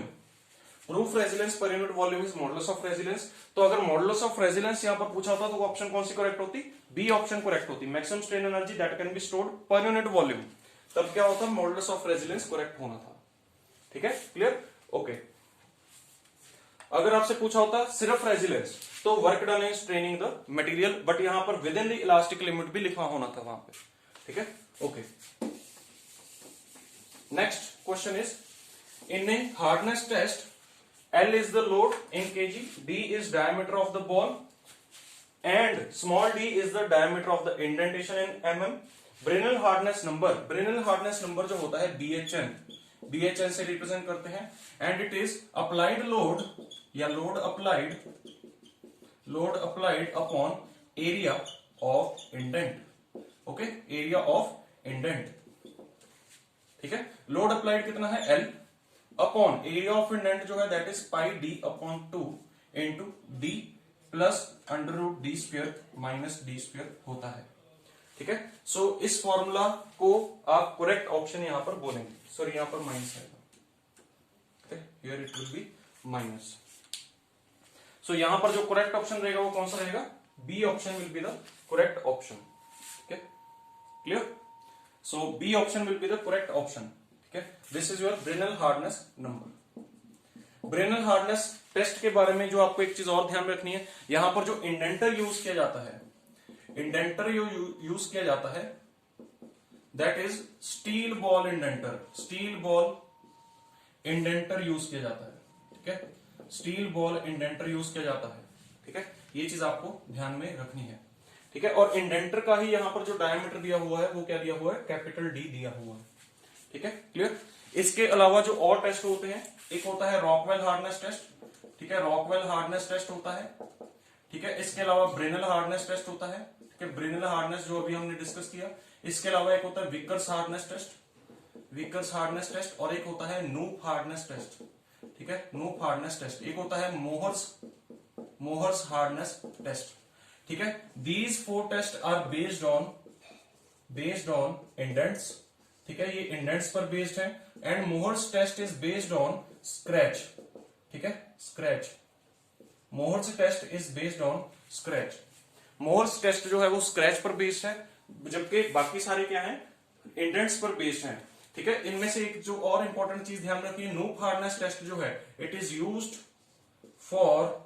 For abrasives, ठीक है, एब्रेसिव्स की हार्डनेस चेक करने के लिए यूज किया जाता है, ठीक है, यूज्ड फॉर एब्रेसिव्स या फिर आप सिरेमिक्स भी बोल सकते हैं, सिरेमिक्स, ठीक है। नूप हार्डनेस टेस्ट जो है उसको सिरेमिक्स या एब्रेसिव्स की हार्डनेस चेक करने के लिए यूज किया जाता है। इन सभी टेस्ट को हमने हमारे ऐप पर लेक्चर्स में बहुत अच्छे से डिस्कस किया हुआ है, सबको बहुत डिटेल में। रॉकवेल हार्डनेस नंबर जो कि होता है difference of the indents at the major load at the minor load, ठीक है, तो वो भी हमने रॉकवेल हार्डनेस नंबर भी बताया है, विकर हार्डनेस नंबर भी बताया है, नूप हार्डनेस नंबर भी बताया है, ब्रेनल हार्डनेस नंबर भी बताया है। और सभी की एप्लीकेशंस, जैसा कि विकर और नूप हार्डनेस टेस्ट को माइक्रो हार्डनेस टेस्ट बोला जाता है, ठीक है। सो ये सब चीजें वहां पर हमने बहुत अच्छे से डिस्कस की हैं, आप सभी टेस्ट को वहां पर चेक कर सकते हैं, ठीक है। चलिए next question is circumferential and longitudinal strains in a cylindrical boiler under the internal steam pressure are epsilon 1 and epsilon 2 respectively. The change in volume of the boiler cylinder per unit volume will be, change in volume per unit volume क्या होता है? change in volume per unit volume क्या होता है? epsilon v, volumetric strain, ठीक है। और volumetric strain जो फॉर सिलेंडर जो होता है, ठीक है, सिलेंडर के लिए वॉल्यूमेट्रिक स्ट्रेन क्या होता है? Double of diametric strain plus longitudinal strain, double of diametric strain plus longitudinal strain. अगर सर्कमफ्रेंशियल स्ट्रेन है, सर्कमफ्रेंशियल स्ट्रेन को ही डायमेट्रिक स्ट्रेन भी बोला जाता है, और या फिर बोला जाता है हूप स्ट्रेन भी बोला जाता है, या फिर मेरिडोनियल स्ट्रेन भी बोला जाता है, ठीक है। सो हूप स्ट्रेन और लॉन्गिट्यूडनल स्ट्रेन आपको दिए हुए हैं एप्सिलॉन 1 एंड एप्सिलॉन 2। तो यहां पर करेक्ट ऑप्शन कौन सा होगा? करेक्ट ऑप्शन कौन सा होगा? यहां पर करेक्ट ऑप्शन इसमें नहीं मेंशन है, सॉरी, इसमें करेक्ट ऑप्शन नहीं है मेंशन, आप इसको करेक्ट कर लीजिए। यहाँ पर 2 एप्सिलॉन 1 प्लस एप्सिलॉन 2 आएगा। Maybe C option is correct, यहाँ पर प्लस डालना भूल गए। ठीक है, 2 epsilon 1 plus epsilon 2 will be the correct answer. ठीक है, इसको करेक्ट कर लीजिए सी ऑप्शन को, 2 एप्सिलॉन 1 प्लस एप्सिलॉन 2। ठीक है, this will be your correct answer. अगर मान लीजिए यहां पर दिया होता स्फेरिकल, फॉर स्फेरिकल शेल, ठीक है, या फॉर स्फेरिकल सॉलिड स्फीयर, ठीक है, तब वहां पर वॉल्यूमेट्रिक स्ट्रेन क्या होगा, 3 into diametric strain, 3 into diametric strain, या फिर आप क्या बोल सकते हैं 3 इंटू हुप स्ट्रेन। ठीक है, 3 into hoop strain. For cuboid, cuboid के लिए क्या होगा, volumetric strain will be equal to volumetric strain in extraction, sorry strain in extraction plus strain in Y direction plus strain in Z direction. ठीक है, strain in X direction plus strain in Y direction plus strain in Z direction, ये होता है cuboid के लिए। ठीक है, clear. और इसका जो आंसर आता है, इसका आंसर क्या होता है 1 minus 2 mu upon E into sigma X plus sigma Y plus sigma Z. This is the correct option, correct answer for volumetric strain of a cuboid. ठीक है, एक चीज और जो आपको ध्यान रखनी है, for volumetric strain is equal to 0, mu की वैल्यू क्या होती है 0.5 होती है। This is very very important question, बहुत बार पूछते हैं। वॉल्यूमेट्रिक स्ट्रेन को अगर 0 पुट किया जाए तो म्यू की वैल्यू क्या आएगी 0.5 आएगी, और ये क्वेश्चन बहुत बार पूछा जाता है एग्जाम्स में। ठीक है, क्लियर। वॉल्यूमेट्रिक स्ट्रेन 0 के लिए पॉइजन रेशियो कितना होता है, 0.5 होता है। ठीक है, so these are all the questions जो हमने यहां से हमने डिस्कस किए हैं। Okay, next question 41 question. 41 question क्या बोल रहे हैं, देखिए आपको स्ट्रेस कंडीशंस दी हैं, sigma X sigma Y and tau X Y दिए हैं, रेक्टेंगुलर स्ट्रेस कंपोनेंट्स हैं at a point, the radius of the Mohr circle is, Mohr circle का रेडियस क्या होता है। देखिए जब हम मोर सर्कल ड्रॉ करते हैं, ठीक है, this is sigma, this is tau, this is your more circle. ठीक है, सो यहां पर सिग्मा P1 कॉमा 0 होता है। ठीक है, यहां पर सिग्मा P2 कॉमा 0 होता है। ठीक है, this is major principal stress, this is minor principal stress, और जो रेडियस ऑफ मोर सर्कल होता है that is equal to tau max. ठीक है, और टाउ मैक्स के ऊपर जो नॉर्मल स्ट्रेस लगता है वो कितना लगता है, टाउ मैक्स प्लेन पे जो नॉर्मल स्ट्रेस होता है वो कितना होता है, sigma P1 plus sigma P2 upon 2। Centre of Mohr circle क्या होता है, sigma P1 plus sigma P2 upon 2,0 होता है। ठीक है, सो अगर आपसे टाउ मैक्स पूछा जाए, टाउ मैक्स किसके बराबर होता है, sigma P1 minus sigma P2 by 2 होता है। कैसे, देखिए ये डायमीटर है मोर सर्कल का, डायमीटर का हाफ कर दीजिए, वही क्या है टाउ मैक्स है। डायमीटर का हाफ जो है वही टाउ मैक्स है, क्यों, क्योंकि tau max is the radius, ये हाइट जो है वो रेडियस है सर्कल का, और ये डायमीटर, देखिए डायमीटर का हाफ कर दीजिए, वो क्या हो जाएगा, वो आ जाएगा टाउ मैक्स के ही बराबर आ जाएगा, रेडियस के बराबर आ जाएगा। और इसका डायमीटर का हाफ क्या होगा, देखिए ये लेंथ जो है, ये लेंथ कितनी है, sigma P1 minus sigma P2, इसका हाफ करेंगे तो क्या हो जाएगा, sigma P1 minus sigma P2 by 2। ठीक है, तो हमें सिग्मा P1 और 2 का फॉर्मूला पता है। सिग्मा P1 का क्या होता है, sigma X plus sigma Y by 2 plus half under root sigma X minus sigma Y का होल का square plus 4 tau X Y का स्क्वायर। इसके अलावा सिग्मा P2 का जो फॉर्मूला होता है वो कितना होता है, sigma X plus sigma Y by 2 minus half under root sigma X minus sigma Y का square plus 4 tau X Y का स्क्वायर। ठीक है, अगर हमें ये चीज निकालनी तो हमें क्या करना पड़ेगा, सिग्मा P2 को माइनस करना पड़ेगा सिग्मा P1 से। देखिए यहां से आएगा sigma P1 minus sigma P2। ठीक है, ये भी माइनस यहाँ पर प्लस हो जाएगा, ये कैंसिल हो गया, तो हाफ ऑफ क्या हो गया 1 under root sigma X minus sigma Y का होल का square plus 4 tau X Y का स्क्वायर। ठीक है, अगर यहां पर डाल दें अपॉन 2 तो यहां पर भी अपॉन 2 करना पड़ेगा।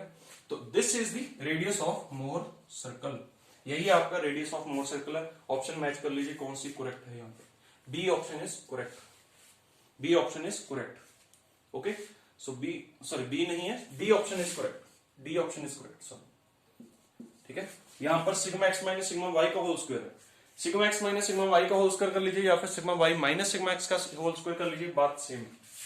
ठीक है, दोनों में से किसी को भी आगे लेगी, स्क्वायर होने के बाद वो पॉजिटिव ही हो जाना है। ठीक है, so this D option is correct answer. ठीक है, this is the radius of Mohr's circle. Okay, next question, when a beam is subjected to transverse shear force, the shear stress in the upper fiber will be। जब beam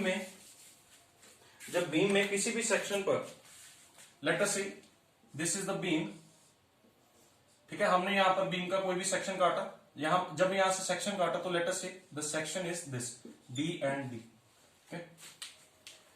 तो इसमें shear stress at the upper fibre कितना होगा, अपर fibre पर shear stress क्या होगा। ठीक है, देखिए आ जाता हूं, जो शियर स्ट्रेस डिस्ट्रीब्यूशन होता है for rectangular case at that is parabolic. ठीक है, पहला क्वेश्चन तो यहां पर ये बन रहा है।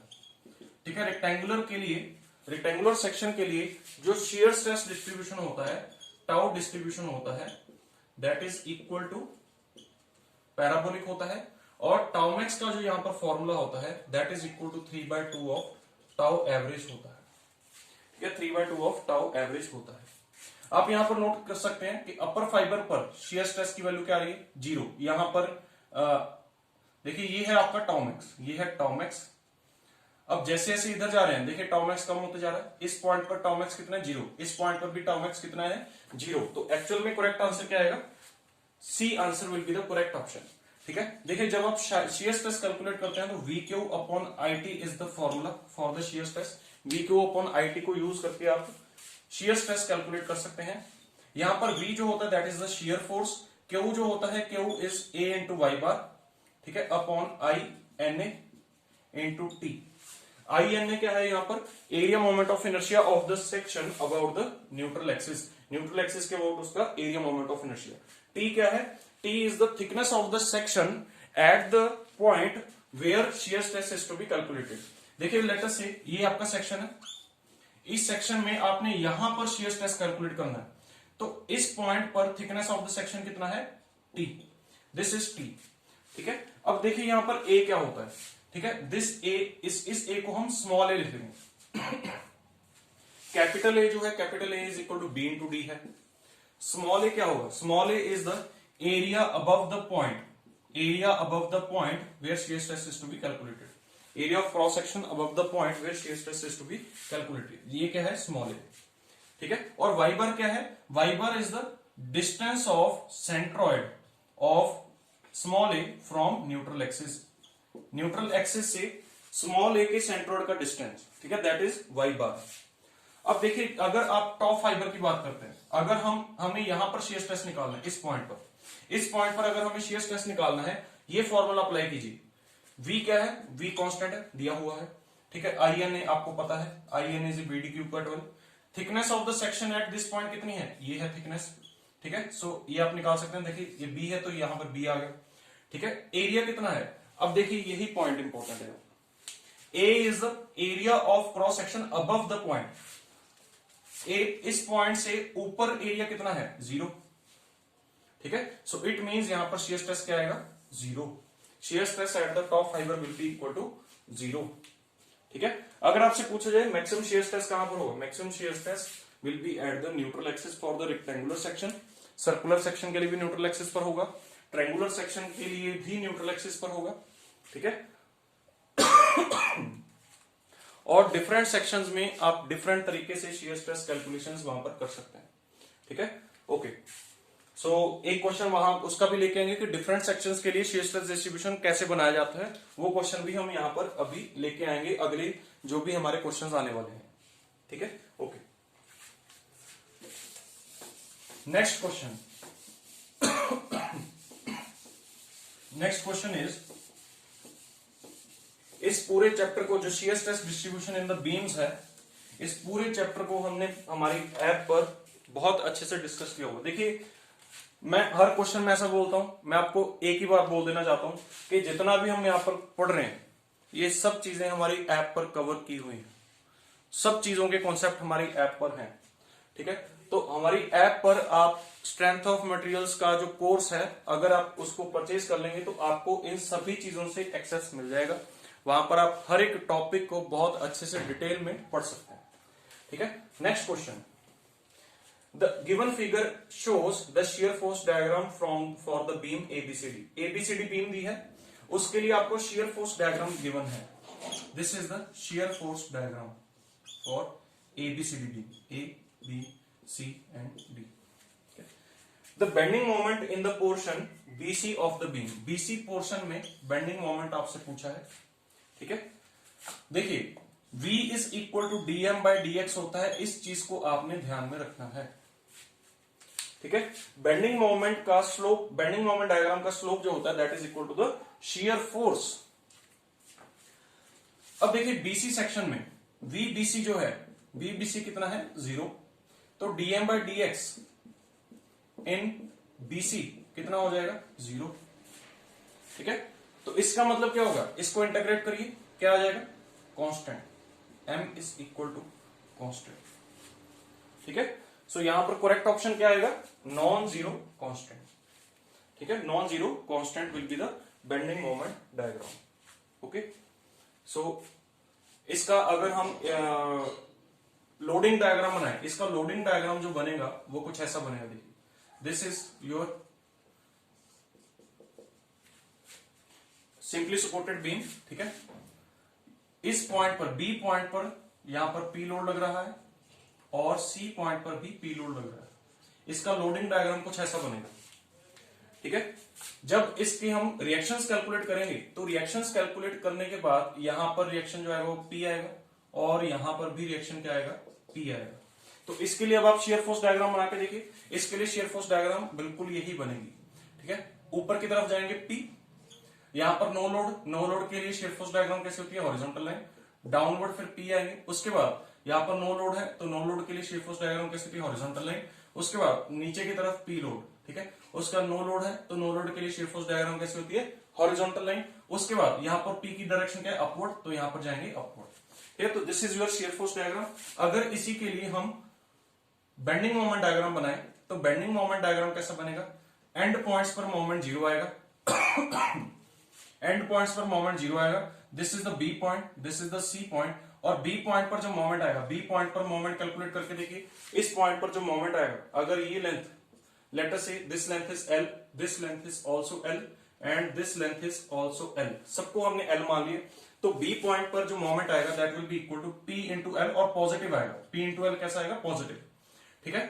उसके बाद मतलब अब देखिए इस पॉइंट से इस पॉइंट को हम डायरेक्टली जोड़ देंगे, और कैसे जोड़ेंगे, इंक्लाइंड लाइन से जोड़ेंगे। क्यों इंक्लाइंड लाइन से जोड़ेंगे, क्योंकि शेयर फोर्स डायग्राम यहां पर हॉरिजॉन्टल चल रही है। अगर शेयर फोर्स डायग्राम हॉरिजॉन्टल चल रही है तो मतलब V इज इक्वल टू क्या है, constant. V is equal to constant होगा तो dm बाई dx भी क्या होगा, dm by dx will also be constant. और शेयर फोर्स डायग्राम यहां पर नॉन जीरो है, शेयर फोर्स की वैल्यू यहां पर क्या है, नॉन जीरो। जब शेयर फोर्स की वैल्यू नॉन जीरो है तो इसका मतलब dm बाई dx की वैल्यू भी क्या होगी, फिर नॉन जीरो होगी। तो इसका मतलब स्लोप कांस्टेंट भी चलेगा और नॉन जीरो भी होगा slope. This slope is constant and non zero slope. Slope constant है और नॉन जीरो स्लोप है। देखिए नॉन जीरो स्लोप कैसे पता चल रहा है, थीटा, थीटा जीरो नहीं है यहां पर। अगर थीटा जीरो होता तभी हम बोलते कि स्लोप जीरो है, बट यहां पर थीटा की वैल्यू नॉन जीरो है तो इसलिए ये स्लोप भी नॉन जीरो है। देखिए इन चीजों में बहुत ज्यादा कंफ्यूजन होती है और इसके लिए हमने बहुत अच्छे से लेक्चर बना के डाला हुआ है ग्राफ्स के ऊपर, यूट्यूब पे भी पढ़ा है, आप यूट्यूब पर भी उसको देख सकते हैं ग्राफ्स के लेक्चर को, ठीक है। सो यहां पर थीटा जो है, theta is non zero, theta non zero है तो इसका मतलब स्लोप भी नॉन जीरो है, ठीक है। सो यहां से यहां तक की shear force sorry bending moment diagram ऐसी बनेगी। उसके बाद यहां पर देखिए बी से सी सेक्शन जो है, बी से सी जो पोर्शन है, स्पैन जो है, इसमें शेयर फोर्स कैसे चल रही है, जीरो। शेयर फोर्स जीरो होगी तो डीएम बाई डीएक्स भी जीरो होगा, डीएम बाई डीएक्स जीरो होगा तो M is equal to constant होगा। तो M is equal to constant, यहां से यहां तक बेंडिंग मोमेंट क्या चलेगा, कॉन्स्टेंट चलेगा। सी पॉइंट पर मोमेंट कैलकुलेट करके देखिए, सी पॉइंट पर मोमेंट कैलकुलेट करेंगे तो क्या आएगा, इधर से भी कैलकुलेट कर लीजिए, चाहे चाहे इधर से कैलकुलेट कर लीजिए, आंसर सेम आएगा। इधर से कैलकुलेट करके देखते हैं, देखिए क्या आएगा, P इंटू 2L। इस P की वजह से जो मोमेंट आएगा वो कितना आएगा, P इंटू 2L, ठीक है, और पॉजिटिव का आएगा। उसके बाद इस लोड की वजह से जो मोमेंट आएगा वो कैसा आएगा, माइनस P इंटू L, तो आंसर कितना आएगा, P इंटू L, ठीक है। ये क्या है, MC है। अगर इस पॉइंट पर, सी पॉइंट पर इधर से भी मोमेंट देखेंगे तो P इंटू L कैसा है, काउंटर क्लॉकवाइज, काउंटर क्लॉकवाइज क्या होता है, पॉजिटिव होता है, ठीक है। इधर से पॉजिटिव होता है, इधर से नेगेटिव होता है, ओके। सो यहां पर सी पॉइंट पर भी मोमेंट क्या आएगा, PL आएगा। डी पॉइंट पर जो मोमेंट है वो जीरो है, तो इस पॉइंट को इस पॉइंट के साथ कैसे जोड़ा जाएगा, स्ट्रेट लाइन के साथ जोड़ा जाएगा। क्यों स्ट्रेट लाइन के साथ जोड़ा जाएगा, क्योंकि इस स्पैन में सीडी स्पैन में शियर फोर्स डायग्राम कैसी है, हॉरिजॉन्टल लाइन है और नॉन जीरो लाइन है। शियर फोर्स कैसी है, non zero, V is not equal to zero और V is equal to constant है। ठीक है, तो ये दो चीजों को ध्यान में रख के आप बेंडिंग मोमेंट डायग्राम बना सकते हैं।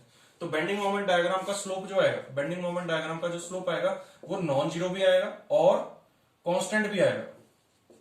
ठीक है, कांस्टेंट भी आएगा। ठीक है, नॉन जीरो कब है, देखिए यहां पर थीटा की वैल्यू क्या है, नॉन जीरो है, तो इसका मतलब स्लोप भी क्या है, नॉन जीरो है। और कांस्टेंट स्लोप रहेगा, कांस्टेंट स्लोप स्ट्रेट लाइन के लिए हमेशा कांस्टेंट स्लोप ही होता है। ठीक है, सो इस क्वेश्चन का करेक्ट आंसर क्या आएगा, नॉन जीरो कांस्टेंट। ठीक है, सो इस क्वेश्चन से हमारे टोटल यहां पर 43 क्वेश्चंस कवर हो गए। अब देखते हैं हम यहां पर next question. So now next question is on loading a ductile material in the excess of a certain value, the gradual increase in the elongation occurs with time. Such phenomena is called. देखिए ये एक अच्छा question है और मतलब ये simply एक definition आपको दी हुई है। किस फेलियर की डेफिनेशन है ये, पहली बात तो एक फेलियर है। ठीक है, ये एक फेलियर की डेफिनेशन है। किस तरीके से, एक बार दोबारा पढ़ते हैं।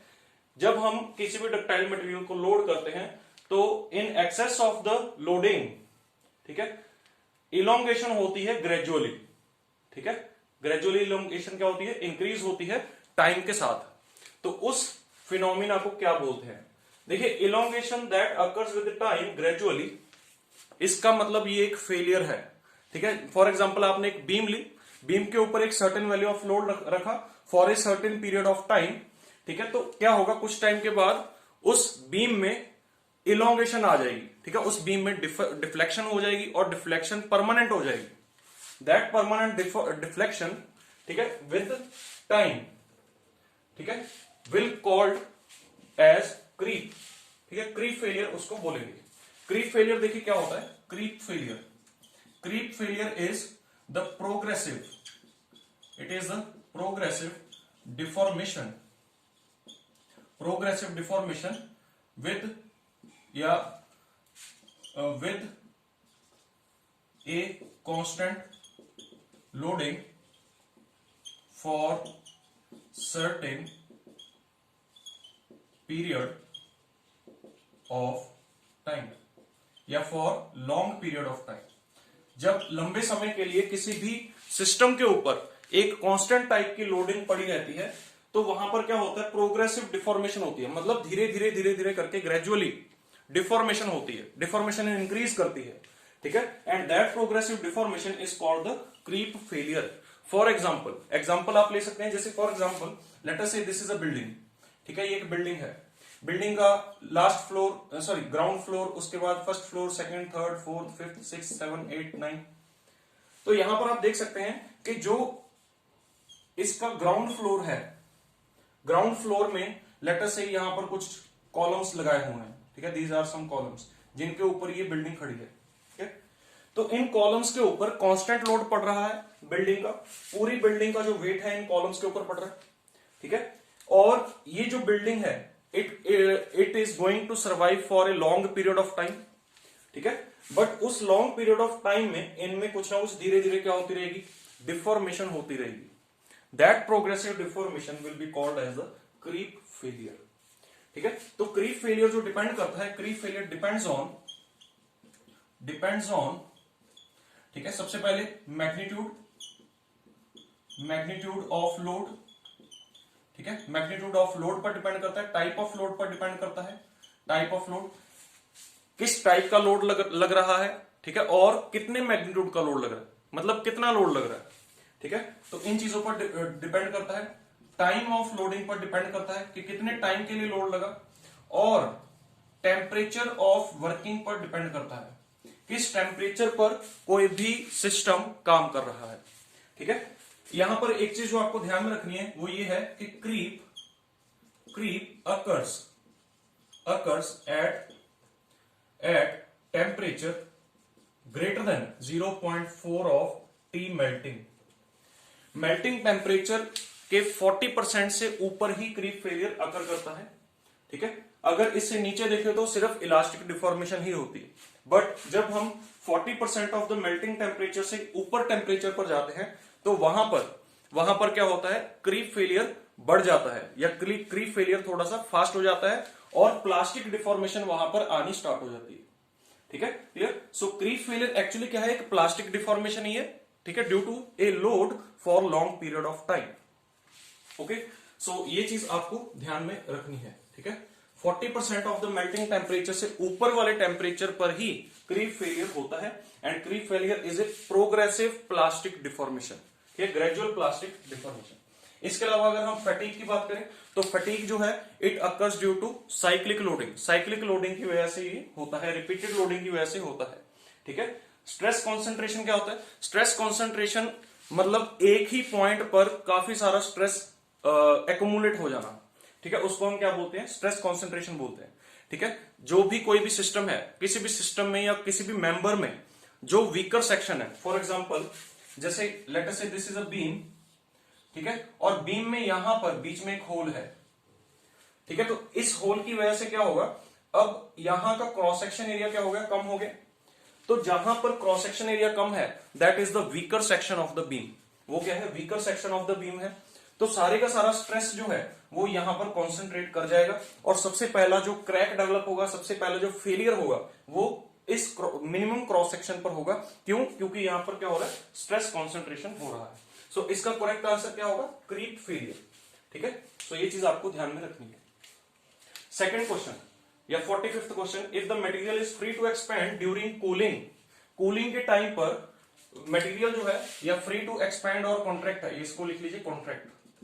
ठीक है, contract, free to contract during cooling, then it will develop. मैंने आपको बताया था कि जब कोई भी मटेरियल फ्री टू एक्सपैंड और कॉन्ट्रैक्ट होता है तब वहां पर जो थर्मल स्ट्रेसेस होते हैं, थर्मल स्ट्रेसेस की वैल्यू क्या होती है, 0 होती है। ठीक है, जब भी कोई मटेरियल फ्री टू एक्सपैंड और फ्री टू कॉन्ट्रैक्ट हो तब उसमें थर्मल स्ट्रेस की वैल्यू क्या होती है, 0 होती है। लेकिन जब कोई मटेरियल फ्री टू एक्सपैंड और कॉन्ट्रैक्ट नहीं है तब वहां पर अगर टेम्परेचर इंक्रीज कर रहा है या मतलब हीटिंग हो रही है मेंबर की, तब उसमें कौन सा स्ट्रेस डेवलप होगा, टेंसाइल स्ट्रेस डेवलप होगा। अगर मटेरियल कूल हो रहा है और फ्री टू एक्सपैंड नहीं है तब वहां पर कंप्रेसिव स्ट्रेस डेवलप होगा। ठीक है, तो ये चीज आपको ध्यान में रखनी है। और थर्मल स्ट्रेस का जो फॉर्मूला होता है, that is alpha delta T into E. This is the formula for thermal stress. Alpha is the coefficient of thermal expansion, delta T is the change in temperature and E is the Young's modulus of elasticity. जब delta T positive होगा तो मतलब temperature increase कर रहा है, heating हो रही है, तब वहां पर जो थर्मल स्ट्रेस होगा वो पॉजिटिव होगा, तो इसको हम बोलेंगे टेंसाइल थर्मल स्ट्रेस। जब डेल्टा टी नेगेटिव होगा मतलब कूलिंग हो रही है, टेम्परेचर डिक्रीज कर रहा है, तो इसका मतलब जो सिग्मा आएगा वो नेगेटिव आएगा और उसको क्या बोलेंगे हम, कंप्रेसिव थर्मल स्ट्रेस। तो इसका करेक्ट आंसर क्या होगा, 0 स्ट्रेस, नो स्ट्रेस। ठीक है, जब फ्री टू कॉन्ट्रैक्ट और फ्री टू एक्सपैंड हो मटेरियल तब उसमें क्या होता है, 0 स्ट्रेस होता है।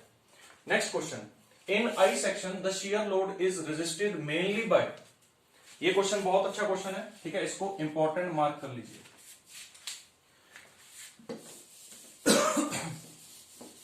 आई सेक्शन बार जो होता है या आई सेक्शन मेंबर जो होता है, आई सेक्शन बीम जो होती है, ठीक है, late us say this is a beam और इसका जो क्रॉस सेक्शन है, क्रॉस सेक्शन जो है that is an I section. ठीक है, आई सेक्शन का क्रॉस सेक्शन है। आई सेक्शन क्रॉस सेक्शन जो होगा इसमें शियर लोड जो है, shear load is mainly resisted by. कौन इसमें ज्यादातर शियर लोड को रेजिस्ट करेगा, ये क्वेश्चन आपसे पूछा जा गया है। ठीक है, देखिए जब हम शियर लोड की बात करते हैं तो शियर स्ट्रेसेस इन बीम्स हमारे माइंड में आता है, शियर स्ट्रेसेस इन बीम्स। और जब हम शियर स्ट्रेसेस इन बीम्स की बात करते हैं तो shear stress in a beam is equal to V Q upon I T और you can say V A into Y bar upon I T. ठीक है, क्लियर। जहां पर वी जो है that is the shear force. ठीक है, I क्या है, आई क्या है, it is the area moment of inertia of the cross section about the neutral axis. अगर ये न्यूट्रल एक्सिस है तो न्यूट्रल एक्सिस के अबाउट जो उसका एरिया मोमेंट ऑफ इनर्शिया होगा। T is the thickness of the section at the point where shear stress is to be calculated। मान लीजिए आपने इस पॉइंट पर shear stress कैलकुलेट करना है, तो इस पॉइंट पर जो थिकनेस ऑफ सेक्शन होगा T जो होगा वो ये होगा। ठीक है, this will be the T। अगर आपको इस पॉइंट पर shear stress कैलकुलेट करना है तो T क्या होगा, ये T होगा। ठीक है, so thickness of the section at the point where shear stress is to be calculated is given by T। ठीक है, और Q क्या होता है, Q is A into Y bar, और ए क्या होता है यहाँ पर, A is the area above the point और below the point where shear stress is to be calculated. ठीक है, एरिया अबव द पॉइंट और below the point, let us say this is the cross section, और अगर ये point है, इस point पर आपको शियर स्ट्रेस कैलकुलेट करना है, तो इससे ऊपर वाला एरिया ये होगा ए, और यू कैन से अगर यही सेम सेक्शन है तो इसमें this is the neutral axis, इस पॉइंट पर आपको शियर स्ट्रेस कैलकुलेट करना है, तो आप इससे नीचे वाले एरिया को भी ए को मान सकते हैं। ठीक है, तो कोई भी एरिया आप ले सकते हैं, either area above the point और एरिया बिलो द पॉइंट। ठीक है, एंड वाई बार क्या होगा, Y bar is the distance of the CG of small A from neutral axis. जो स्मॉल ए एरिया का सेंट्रॉइड होगा उसका distance from the neutral axis is Y bar. देखिए ये जो है इसमें स्मॉल ए ये है, तो इसका सेंट्रॉइड अराउंड यहां पर आएगा, इसका डिस्टेंस फ्रॉम न्यूट्रल एक्सिस ये आएगा वाई बार। ठीक है, सो ए इंटू वाई बार कांस्टेंट रहेगा, चाहे आप इधर से ले लीजिए चाहे आप इधर से ले लीजिए। ठीक है, कोई भी एरिया ले लीजिए, दोनों में क्यू की वैल्यू जो आएगी वो क्या आएगी, सेम आएगी। ठीक है, clear. So it is also called the first moment of area A about the neutral axis, first moment of area small A about the neutral axis. ठीक है, तो इस तरीके से हम इसको बोलते हैं। तो ये है आपका शियर स्ट्रेस का फॉर्मूला। अब आपसे देखिए क्या पूछा गया है, the shear load in I section is mainly registered bye. ठीक है, देखिए जब आई सेक्शन की बात करते हैं तो आई सेक्शन में शियर स्ट्रेस डिस्ट्रीब्यूशन जो बनता है वो कुछ ऐसा बनता है, शियर स्ट्रेस डिस्ट्रीब्यूशन कुछ ऐसा बनता है। This is the tau distribution. ठीक है, शियर स्ट्रेस डिस्ट्रीब्यूशन देखिए टाउ जो है, tau is inversely proportional to T, tau is inversely proportional to T. So अब देखिए यहां इस रीजन में थिकनेस क्या चल रही है, कांस्टेंट चल रही है, थिकनेस क्या चल रही है, कांस्टेंट चल रही है, और जब थिकनेस कांस्टेंट चलती है तो शियर स्ट्रेस डिस्ट्रीब्यूशन नीचे की तरफ आते हुए पैराबोलिकली वेरी करता है। अब जैसे ही यहां पर थिकनेस एकदम से क्या होगी, रिड्यूस होगी, सेक्शन की थिकनेस यहां पर इतनी थी और जस्ट नीचे आके इतनी होगी, तो जैसे थिकनेस एकदम से कम होगी शियर स्ट्रेस एकदम से क्या हो जाएगा, बढ़ जाएगा। तो ये शियर स्ट्रेस एकदम से बढ़ गया। उसके बाद देखिए फिर से थिकनेस कांस्टेंट चल रही है, कांस्टेंट थिकनेस में फिर से पैराबोलिकली वेरी करेगा शियर स्ट्रेस। ठीक है, अब न्यूट्रल एक्सिस पर आके शियर स्ट्रेस क्या हो जाएगा, मैक्सिमम हो जाएगा। उसके बाद फिर से थिकनेस कांस्टेंट चल रही है, अब पैराबोलिकली क्या करेगा, डिक्रीज करेगा, और इस पॉइंट पर आके देखिए फिर से क्या हो रहा है, थिकनेस यहां पर क्या थी, इतनी थी, और जस्ट इसके नीचे आने पर थिकनेस क्या होगी, एकदम से बढ़ गई है। जब थिकनेस एकदम से इंक्रीज करेगी तो शियर स्ट्रेस एकदम से क्या होगा, रिड्यूस हो जाएगा। तो इसलिए यहां पर क्या हुआ, शियर स्ट्रेस एकदम से रिड्यूस हुआ, यहां पर स्ट्रेट लाइन आएगी, सॉरी। ठीक है, शियर स्ट्रेस एकदम से रिड्यूस हुआ, उसके बाद फिर से पैराबोलिकली डिक्रीज करेगा। तो यहां पर आप देख सकते हैं टॉप फाइबर और बॉटम फाइबर पर शियर स्ट्रेस की वैल्यू क्या है, 0, और न्यूट्रल एक्सिस पर शियर स्ट्रेस की वैल्यू क्या है, टाउ मैक्स है। अब आप ये भी देख सकते हैं कि जो शियर स्ट्रेस डिस्ट्रीब्यूशन का सबसे बड़ा एरिया है वो कहां पर लाई कर रहा है, इस रीजन में लाई कर रहा है। शियर स्ट्रेस जो सबसे ज्यादा डेवलप हो रहा है वो कहां पर डेवलप हो रहा है, इस रीजन में डेवलप हो रहा है, और इस रीजन में क्रॉस सेक्शन कौन सा कवर हो रहा है, ये वाला क्रॉस सेक्शन कवर हो रहा है। तो इसका मतलब शियर स्ट्रेस सबसे ज्यादा किस पार्ट में, आई सेक्शन के किस पार्ट में डेवलप हो रहा है, वेब वाले पार्ट में डेवलप हो रहा है। This is called the web and this is called the flange. तो इसका करेक्ट आंसर क्या होगा, वेब।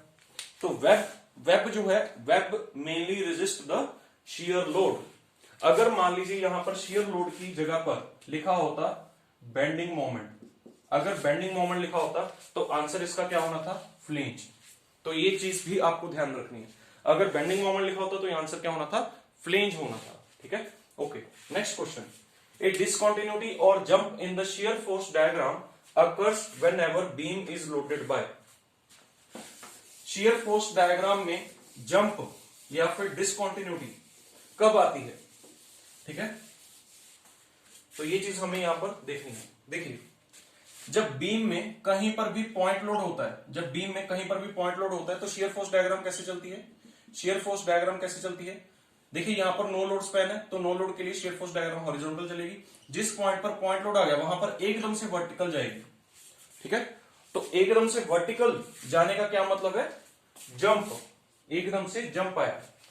ठीक है, और इसी को हम ये भी बोल सकते हैं कि डिसकंटिन्यूटी है। क्यों, क्योंकि ग्राफ सडनली यहां से चलता चलता ग्राफ सडनली यहां आ जाएगा, तो तो अगर इस लाइन को आप यहां से हटा भी देंगे कोई प्रॉब्लम नहीं, ठीक है। सो इस पॉइंट से डायरेक्टली इस पॉइंट पर आ गया, ठीक है। So this is a discontinuity, ठीक है। सो मतलब जहां पर भी शेयर फोर्स डायग्राम में डिसकंटिन्यूटी आएगी, इसका मतलब क्या है, वहां पर पॉइंट लोड लग रहा है, ठीक है। सो कॉन्सेंट्रेटेड फोर्स। एक चीज और जो मैं आपको यहां पर बताना चाहता हूं, अगर मान लीजिए यहां पर लिखा होता शेयर फोर्स डायग्राम की जगह पर लिखा होता बेंडिंग मोमेंट डायग्राम, तो a discontinuity or jump in the bending moment diagram occurs when beam is loaded by a concentrated moment. जब कॉन्सेंट्रेटेड मोमेंट आएगा तब वहां पर बेंडिंग मोमेंट डायग्राम में जंप आएगा, ठीक है। लेट अस से इस पॉइंट पर, या दोबारा यहां पर बना दे, तो इस पॉइंट पर लेट अस से बेंडिंग मोमेंट अकर कर रहा है। तो अगर यहां पर बेंडिंग मोमेंट डायग्राम हम बनाएंगे, तो बेंडिंग मोमेंट डायग्राम में लेट अस से यहां से बेंडिंग मोमेंट डायग्राम इस तरीके से जा रही थी, ठीक है। तो यहां पर सडनली क्या होगा, आइदर ऊपर जाएगा या नीचे आएगा बेंडिंग मोमेंट डायग्राम, वो डिपेंड करेगा मोमेंट की डायरेक्शन के ऊपर, ठीक है। जैसे यहां पर मोमेंट क्लॉकवाइज है, तो यहां पर बेंडिंग मोमेंट डायग्राम कैसे जाएगी, सडनली ऊपर जाएगी, ठीक है। So jump will occur in bending moment diagram when there is a concentrated moment in the beam, and jump will occur in the shear force diagram when there is concentrated force in the beam, ठीक है। सो इस point को आपको ध्यान में रखना है, ठीक है। ओके,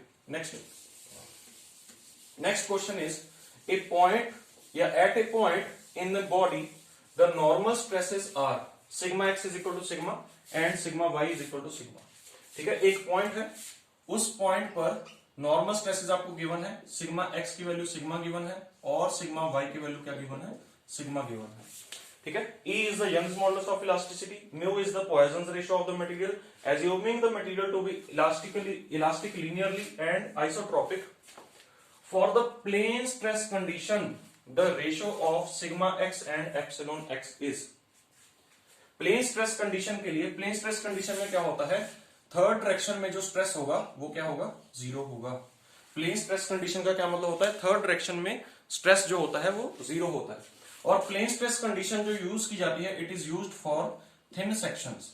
थिन सेक्शंस के लिए प्लेन स्ट्रेस कंडीशन यूज की जाती है। इस पॉइंट को भी आपने ध्यान में रखना है, ये पॉइंट काफी इंपॉर्टेंट है, ठीक है। थिन सेक्शंस के लिए, जैसे थिन सिलेंडर्स की हम बात करते हैं, थिन स्फीयर्स की बात करते हैं, थिन प्रेशर वेसल्स की बात करते हैं, तो वहां पर प्लेन स्ट्रेस कंडीशन अप्लाई होती है, वहां पर प्लेन स्ट्रेस कंडीशन अप्लाई होती है और वहां पर रेडियल स्ट्रेस को हम क्या एज्यूम करते हैं, जीरो एज्यूम करते हैं, ठीक है। Okay, so the ratio of sigma X to epsilon X कितना होगा, ये चीज आपसे पूछी है, ठीक है। देखिए अगर आप एप्सिलॉन एक्स निकालें इस कंडीशन के लिए तो कितना आएगा, sigma X upon E minus mu into sigma Y upon E. अब sigma X is equal to sigma है और sigma Y is equal to sigma है, तो हम बोल सकते हैं कि sigma X is equal to sigma Y है, ठीक है। तो यहां पर पुट कर दीजिए sigma X upon E minus mu into sigma X upon ई।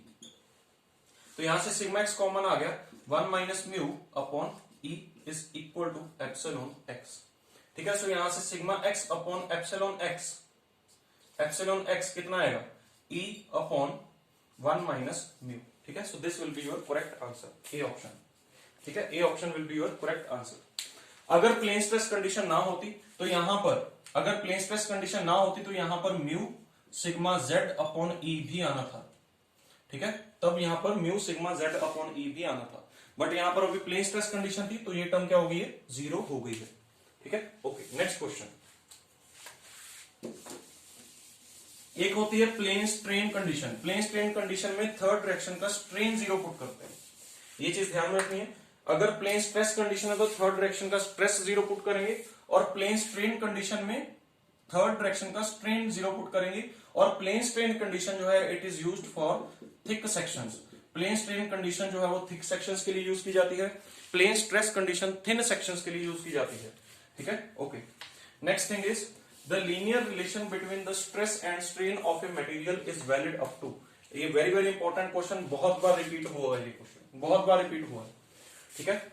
स्ट्रेस स्ट्रेन डायग्राम में हम देखते हैं कि स्ट्रेस स्ट्रेन डायग्राम कुछ ऐसी होती है फॉर डक्टाइल मटेरियल्स, ठीक है। ब्रिटल मटेरियल्स के लिए अगर देखें तो ब्रिटल मटेरियल्स के लिए कुछ ऐसी होती है, ठीक है। This is the point of proportionality, this is the elastic limit, ठीक है। This is the point of proportionality, this is the elastic limit, ठीक है।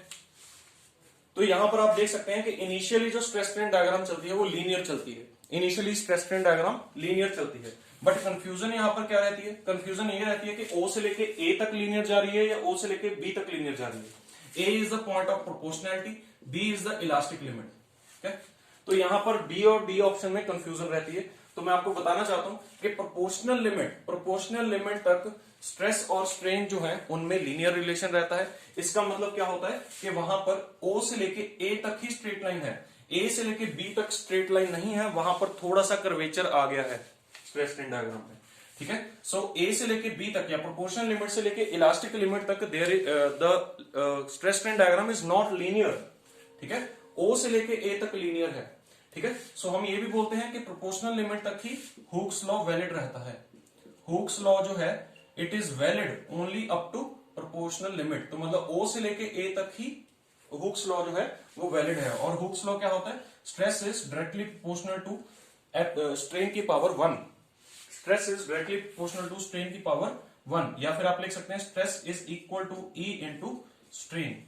ठीक है, this is your Hooke's law and it is valid only up to the proportional limit.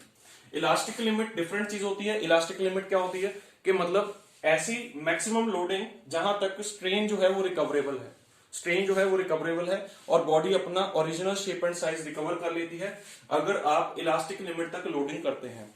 ठीक है, clear. तो elastic limit की डेफिनेशन डिफरेंट है। Proportional limit देखिए, प्रोपोर्शनल नाम ही क्या डिनोट कर रहा है कि स्ट्रेस और स्ट्रेन जो है दे आर लीनियरली प्रोपोर्शनल। ठीक है, okay, next question. So question number 50th तक हम पहुंच गए हैं यहां पर। ठीक है, तो क्वेश्चन नंबर 50th अभी हम डिस्कस करने वाले हैं। 50th क्वेश्चन पढ़िए, it is very good question. Which of the following statement is true? कौन सी स्टेटमेंट ट्रू है? The principal planes both normal and shear stress, sorry, in the principal planes both normal and shear stress are zero always.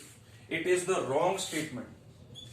Principal plane जो होता है, इसमें आपको ध्यान रखना है, प्रिंसिपल प्लेन की जब हम बात करते हैं, प्रिंसिपल प्लेन की जो डेफिनेशन है वो ये है कि the plane on which shear stress is equal to zero. जिस प्लेन पर shear stress की वैल्यू जीरो होती है उसी प्लेन को क्या बोलते हैं? प्रिंसिपल प्लेन बोलते हैं। ठीक है, and this definition is true always, ये हमेशा ट्रू है। ठीक है, क्लियर। तो यहां पर सबसे पहले तो ये ढूंढिए कि कहां पर प्रिंसिपल स्ट्रेन के बारे में ये चीज लिखी है, सॉरी प्रिंसिपल प्लेन के बारे में ये चीज लिखी है। पहली स्टेटमेंट में shear stress जीरो ऑलवेज तो लिखा है, बट बोथ नॉर्मल भी लिखा है साथ में। तो नॉर्मल स्ट्रेस जो है इट इज नॉट जीरो। यहां पर आपको ये भी चीज बता देता हूं कि प्रिंसिपल प्लेन जो होता है, plane on which normal stress is either maxima or minima. ठीक है, आइदर मैक्सिमा होगा और मिनिमा होगा। ठीक है, क्लियर। जीरो तब हो सकता है अगर मिनिमम स्ट्रेस जीरो है। अगर मिनिमम स्ट्रेस जीरो है तब हम बोल सकते हैं कि प्रिंसिपल प्लेन पर जो स्ट्रेस है वो जीरो है, नॉर्मल स्ट्रेस जीरो है। ठीक है, so this statement is not true because of this thing.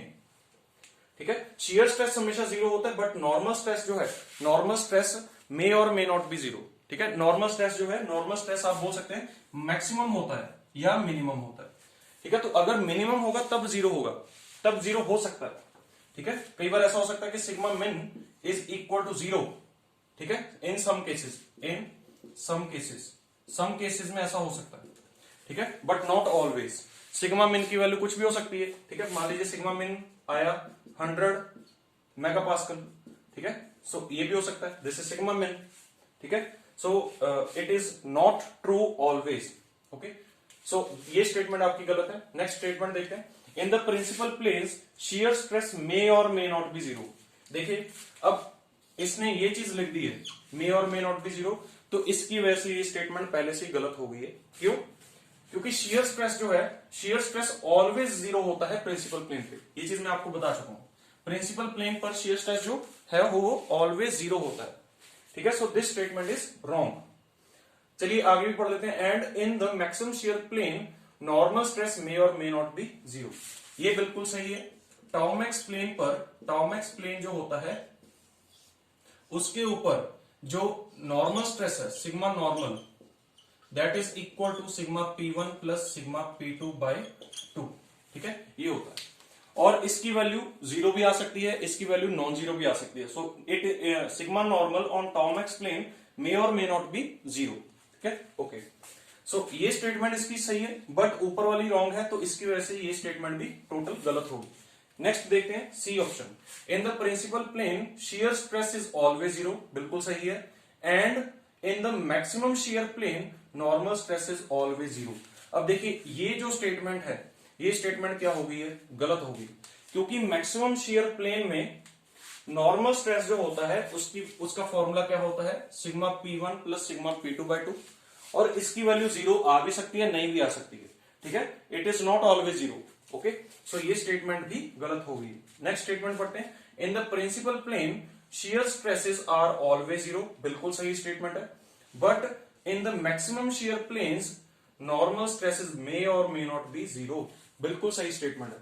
Maximum shear plane में या टॉर्मेक्स प्लेन में जो नॉर्मल स्ट्रेस है, नॉर्मल स्ट्रेस की वैल्यू ये होती है, and it can be zero और कैन नॉट बी जीरो, ठीक है, मे और मे नॉट बी जीरो, ठीक है। So D option is correct here, ठीक है, क्लियर। तो आपको जो एक चीज ध्यान में रखनी है वो ये है कि प्रिंसिपल प्लेन की जब आप बात करते हैं तो प्रिंसिपल प्लेन में शियर स्ट्रेस की वैल्यू क्या होती है, जीरो होती है, और नॉर्मल स्ट्रेस जो होता है it can be either maximum और मिनिमम, ठीक है। जब हम मैक्सिमम शियर की बात करते हैं, मैक्सिमम शियर स्ट्रेस प्लेन की बात करते हैं, तो वहां पर जो शियर स्ट्रेस है दैट इज मैक्सिमम, और जो नॉर्मल स्ट्रेस है, नॉर्मल स्ट्रेस की वैल्यू जो रहती है that is sigma P1 plus sigma P2 by 2। और ये जो फॉर्मूला है, ये formula, this formula can result into zero or non zero value, ठीक है। सो ये जो स्टेटमेंट है, इन चारों स्टेटमेंट में से कौन सी ट्रू हुई, D option is correct here. So यहां तक हमारे टोटल 50 क्वेश्चंस कवर हो गए हैं strength of materials plus engineering mechanics के, ठीक है।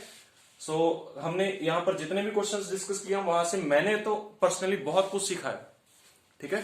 तो आपने भी अगर लेक्चर्स को प्रॉपरली सुना होगा, ठीक है, तो आपने भी काफी सारे पॉइंट्स यहां पर नोट कर लिए होंगे। And these are the questions which are most frequently used, most frequently मतलब जो पूछे जाते हैं एग्जाम्स में, ठीक है। सो इन क्वेश्चंस को बहुत ध्यान से पढ़िएगा, सारे पॉइंट्स ध्यान से बनाइएगा, ठीक है। यहां से आपके स्ट्रेंथ ऑफ मटेरियल्स के बहुत ज्यादा पॉइंट्स बनने वाले हैं, ठीक है। ऑलमोस्ट पूरी स्ट्रेंथ ऑफ मटेरियल्स हमने यहां पर कवर करनी है, ओके। सो मिलेंगे in the next lecture with next questions. Till then thank you.